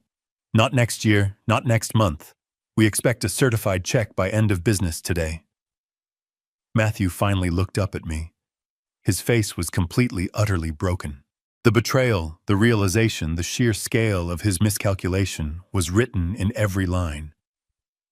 Dad, he whispered, his voice that of a small, lost boy. You tricked me, that money. That was a test. I looked at my son, the man-child I had enabled for his entire life. The rage I had felt on Thanksgiving was gone. All I felt was a profound, aching pity. It wasn't a test, Matthew, I said, my voice quiet. It was a lifeline. I gave you $100,000 of my money, no questions asked, to build something real. To become something real. I gave you a chance. I paused, letting the weight of my next words land. And you let her. You both turned it into a weapon. You used my generosity to try and destroy me. Matthew finally understood. He understood that he had just defaulted on a massive loan. He understood that he was implicated in his wife's blackmail scheme. And he understood that he had absolutely no way to pay. He dropped his head into his hands, his shoulders shaking in a silent, terrible sob. But Miss Hayes wasn't finished. She hadn't even gotten to the main event. She turned her gaze, falling entirely for the first time on Brenda. Now, she said, her voice dropping another 10 degrees. Let's talk about your crimes. Matthew's sobbing was the only sound in the room, a low, wet, broken sound. He was doubled over his head in his hands. Brenda was rigid, her face as white as a sheet of paper. She looked at her husband with a kind of clinical detachment, her mind clearly racing, trying to find an exit. She still believed this was about his breach of contract. She thought the worst was over. Ms. Hayes let the silence hang for another 10 seconds, letting Matthew's grief fill the room, before she spoke again. Her voice, if possible, grew even colder. But that Mr. Hughes, she said, her words slicing through his sobs, was merely a breach of contract. A simple, albeit expensive, civil matter. Brenda's head snapped up. Her eyes, which had been darting around the room, locked onto Ms. Hayes. A new, more profound fear began to creep into her expression. What you did, Brenda, Ms. Hayes continued, is a federal crime. Ms. Hayes slowly slid a third folder from her briefcase. This one was thicker than the others. She didn't push it across the table. She opened it in front of herself.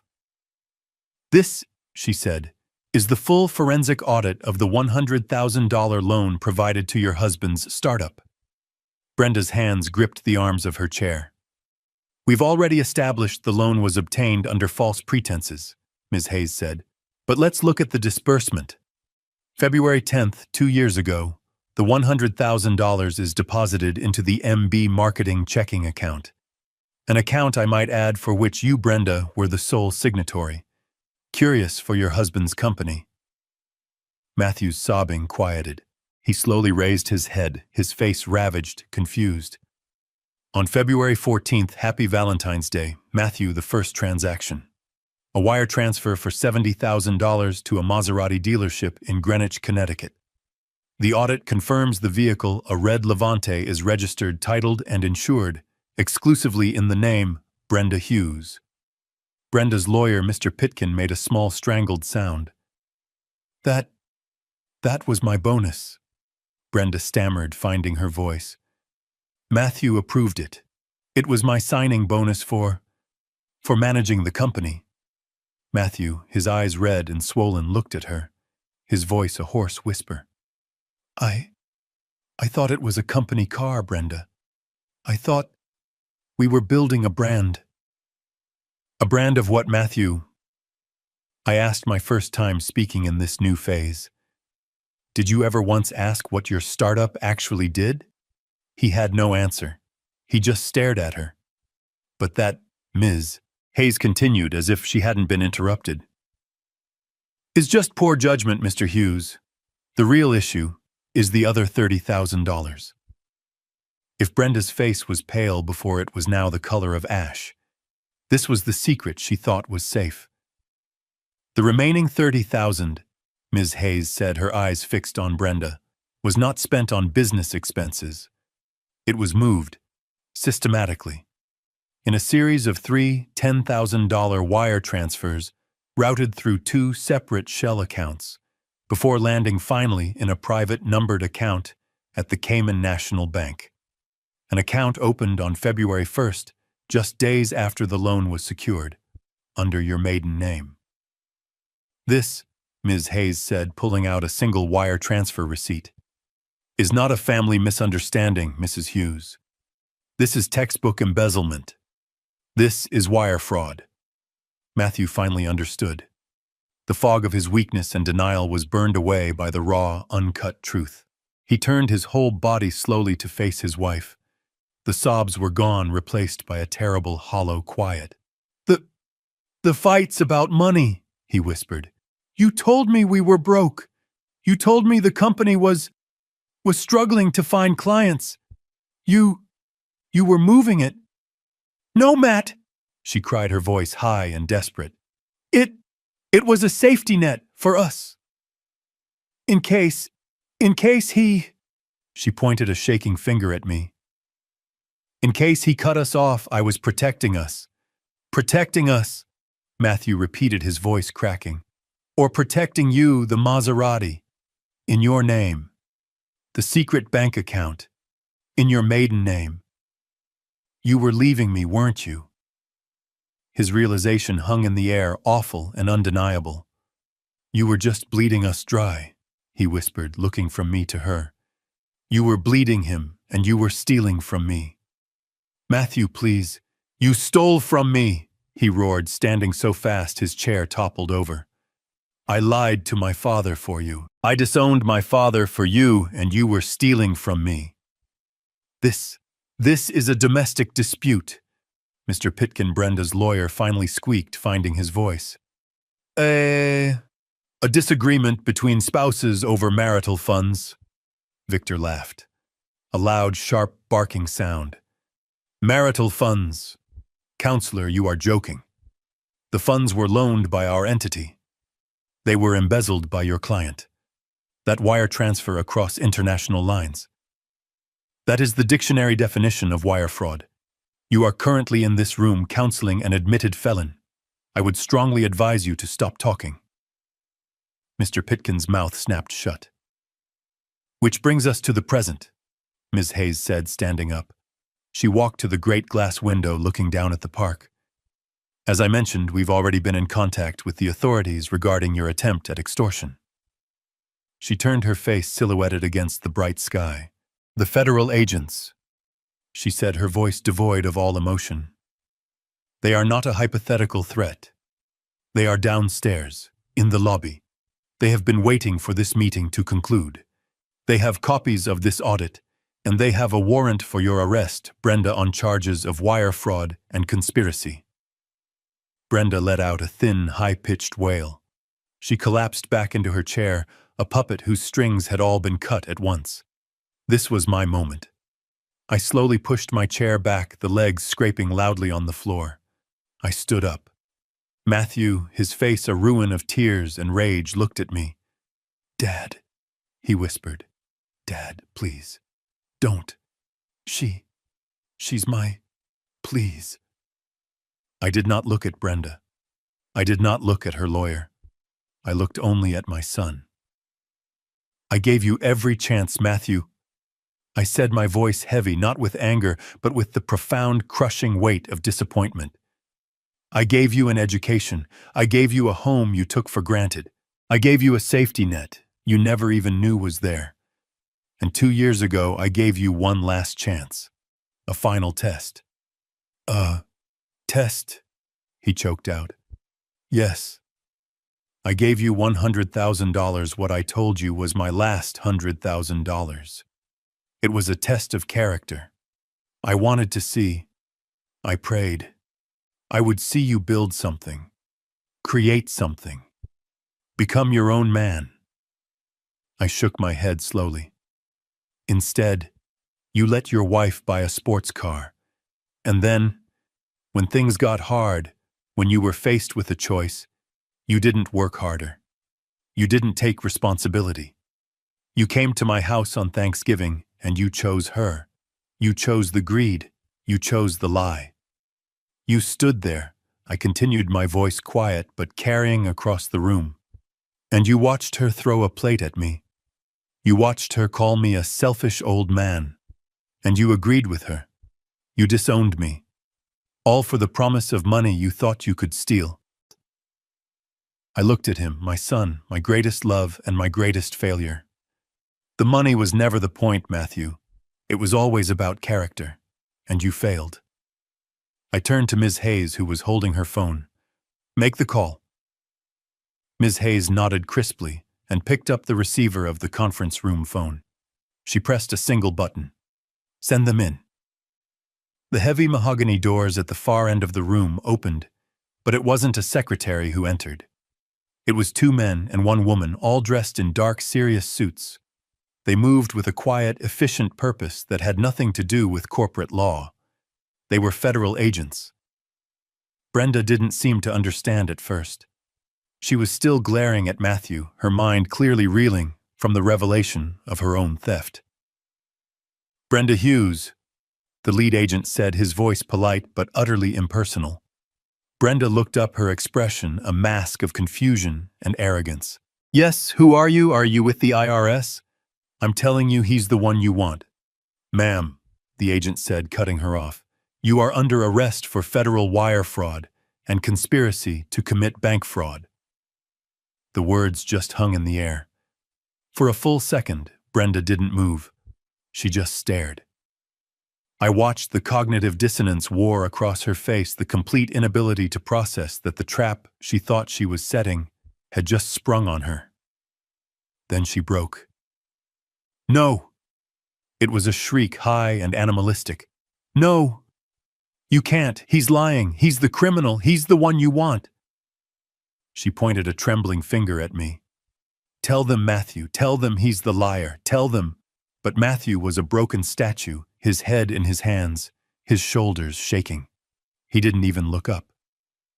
Ma'am, you need to stand up and place your hands behind your back. The female agent was already moving behind her chair. No! Get your hands off me! Brenda scrambled back, knocking her expensive leather chair over. Matthew, do something. Don't just sit there, you useless coward. Do something. But Matthew was gone. The man she had married, the man she had manipulated and despised, was just a weeping shell. He had nothing left to give her. He had nothing left at all.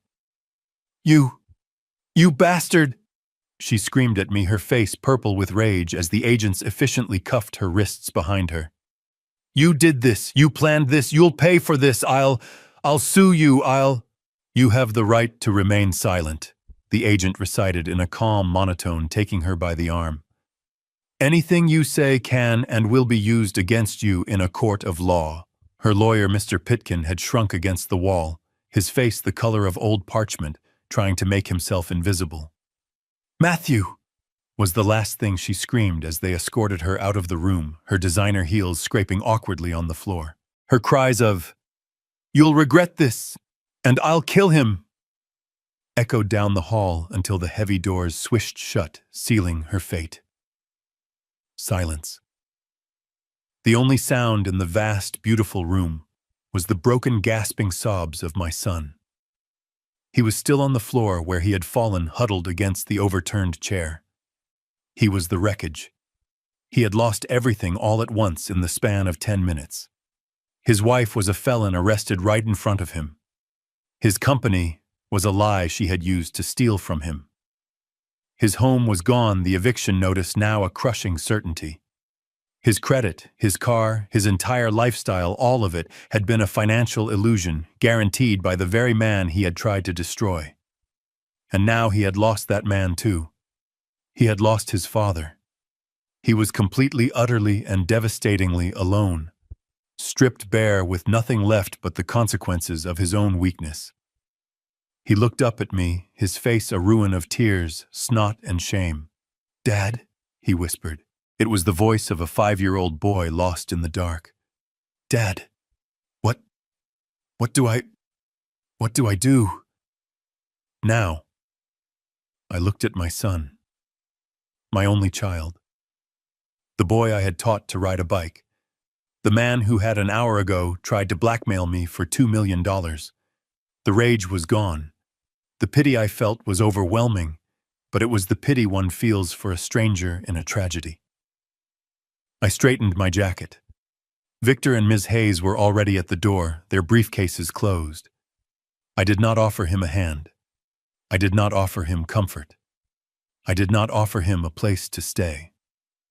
I looked at him huddled on the floor of that $1 million conference room, a man-child who had just discovered the world was real.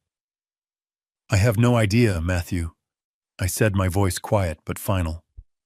"You are a 38-year-old man. You'll have to figure it out for yourself." I turned my back on him. I walked out of the conference room without looking back, Victor at my side. The heavy doors closed behind us with a soft, expensive sigh, leaving Matthew alone with the echo of his wife's screams and the complete crushing silence of his new life. Victor dropped me at the cemetery gates. He didn't offer to come in. He just squeezed my shoulder, a silent gesture of understanding. He knew I needed to see Clara. Alone. The late November air was sharp and cold, stinging my cheeks. I walked the familiar path, my good leather shoes, not the worn-out sneakers I used to wear, crunching on the gravel. I stood in front of her headstone. Simple. Elegant. Clara Hughes, beloved wife and mother. Beloved mother. I wondered if Matthew even remembered the sound of her voice. I brushed a few dried leaves from the cold granite. The storm of the past few days, the shouting, the eviction. Brenda's arrest, my son's total silent breakdown in that conference room. It all felt strangely distant here, muted. "Well, Clara," I whispered, my voice thick. "It's done. You were right about her. You were right from the very beginning." I remembered our conversation 10 years ago, right after their engagement party. I had been charmed by Brenda's energy. Clara had not. "She doesn't look at him, Greg," she had told me, nursing her tea.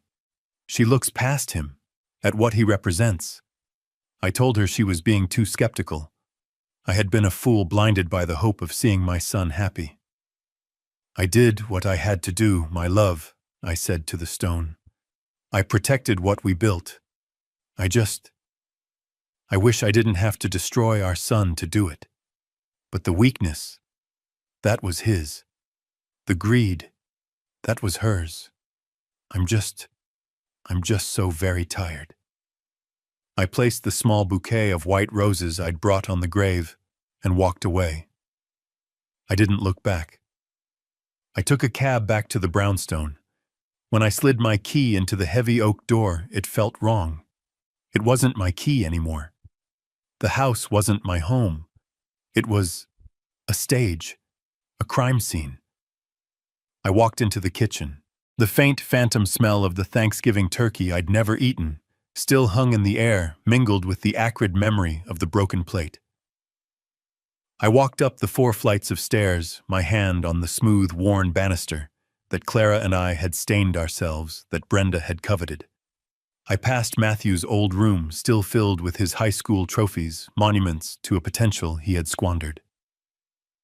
I stood in Clara's studio, the garden apartment. The room was empty, dusty, filled with a sad gray light. This was the room that had triggered the avalanche. This house wasn't a sanctuary. It was a prison of bad memories, a 4-story monument to my own naivety. I pulled out my phone. The real one, not the old flip phone I used to carry for my retired teacher persona. "Victor," I said when he answered. "It's done. Sell it." "Greg, sell what?" "The brownstone," I said. "All of it. Put it on the market tomorrow. Liquidate everything. I don't care what we get for it. I'm not spending another night in this house." The sale was finalized in 3 days, an all-cash offer from a tech billionaire who wanted the authentic Brooklyn charm. I let him have it.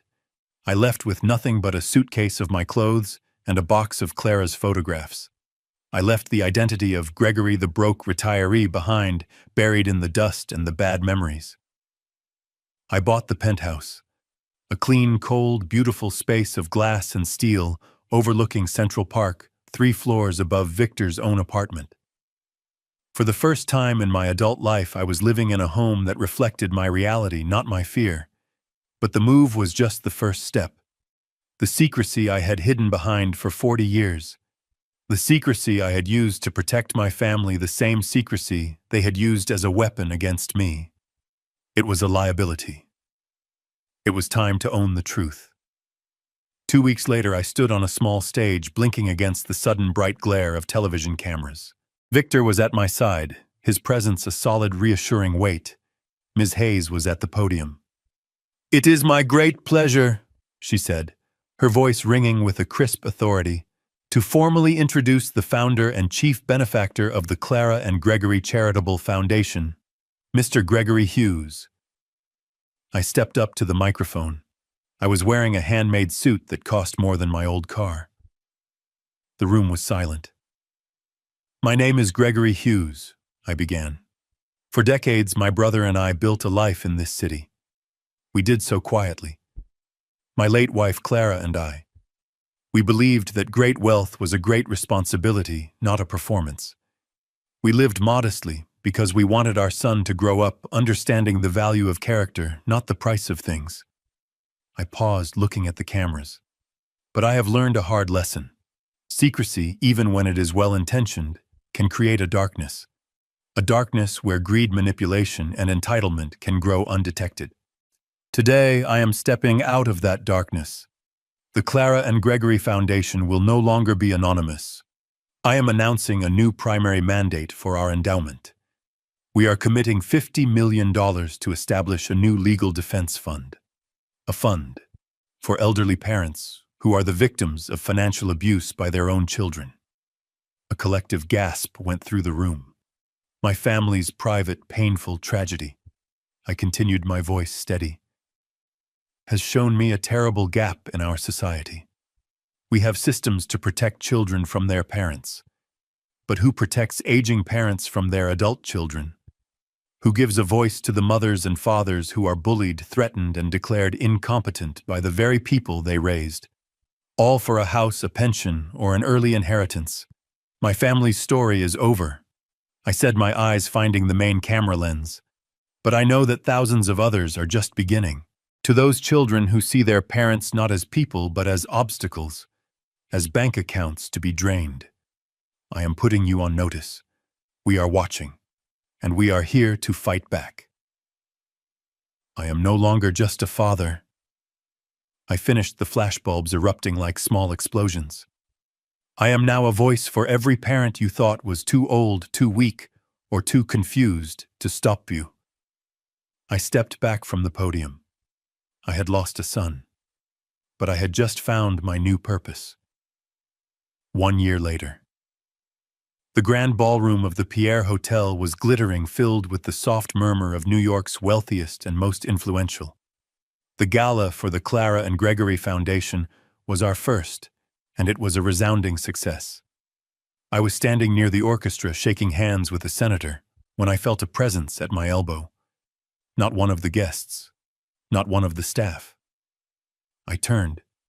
He was standing just outside the main circle of light, as if afraid to step into it. It was Matthew. But it was not the Matthew I knew.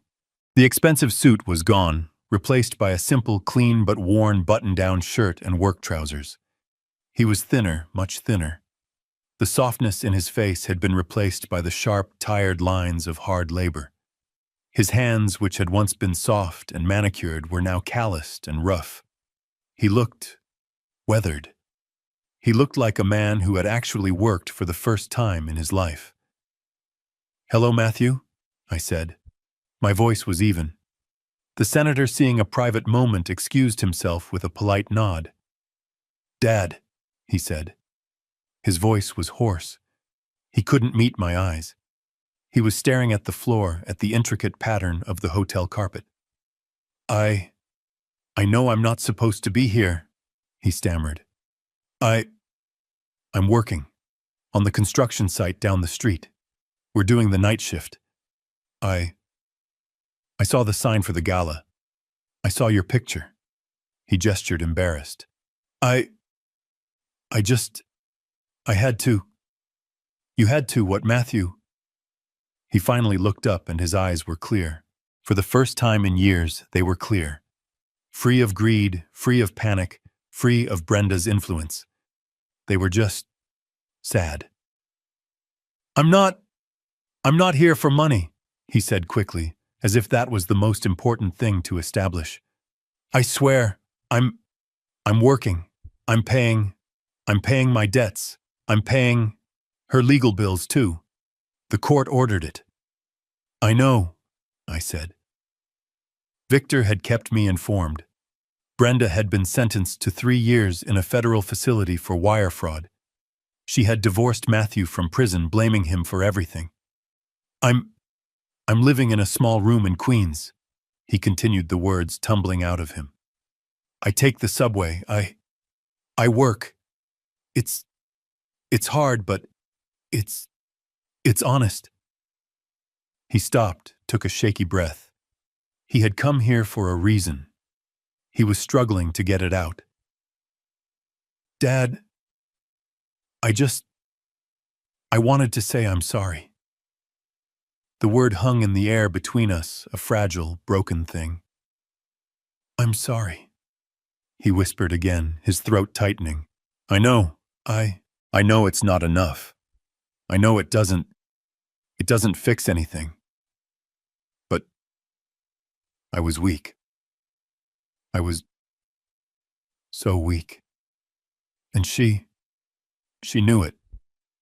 She knew how to make me feel strong. And I let her. I let her turn me against you. I let myself. I was wrong." Tears were rolling freely down his face now. He didn't bother to wipe them away. He wasn't the hysterical, sobbing child I'd seen in the lawyer's office. This was the quiet, profound grief of a man finally facing his own reflection.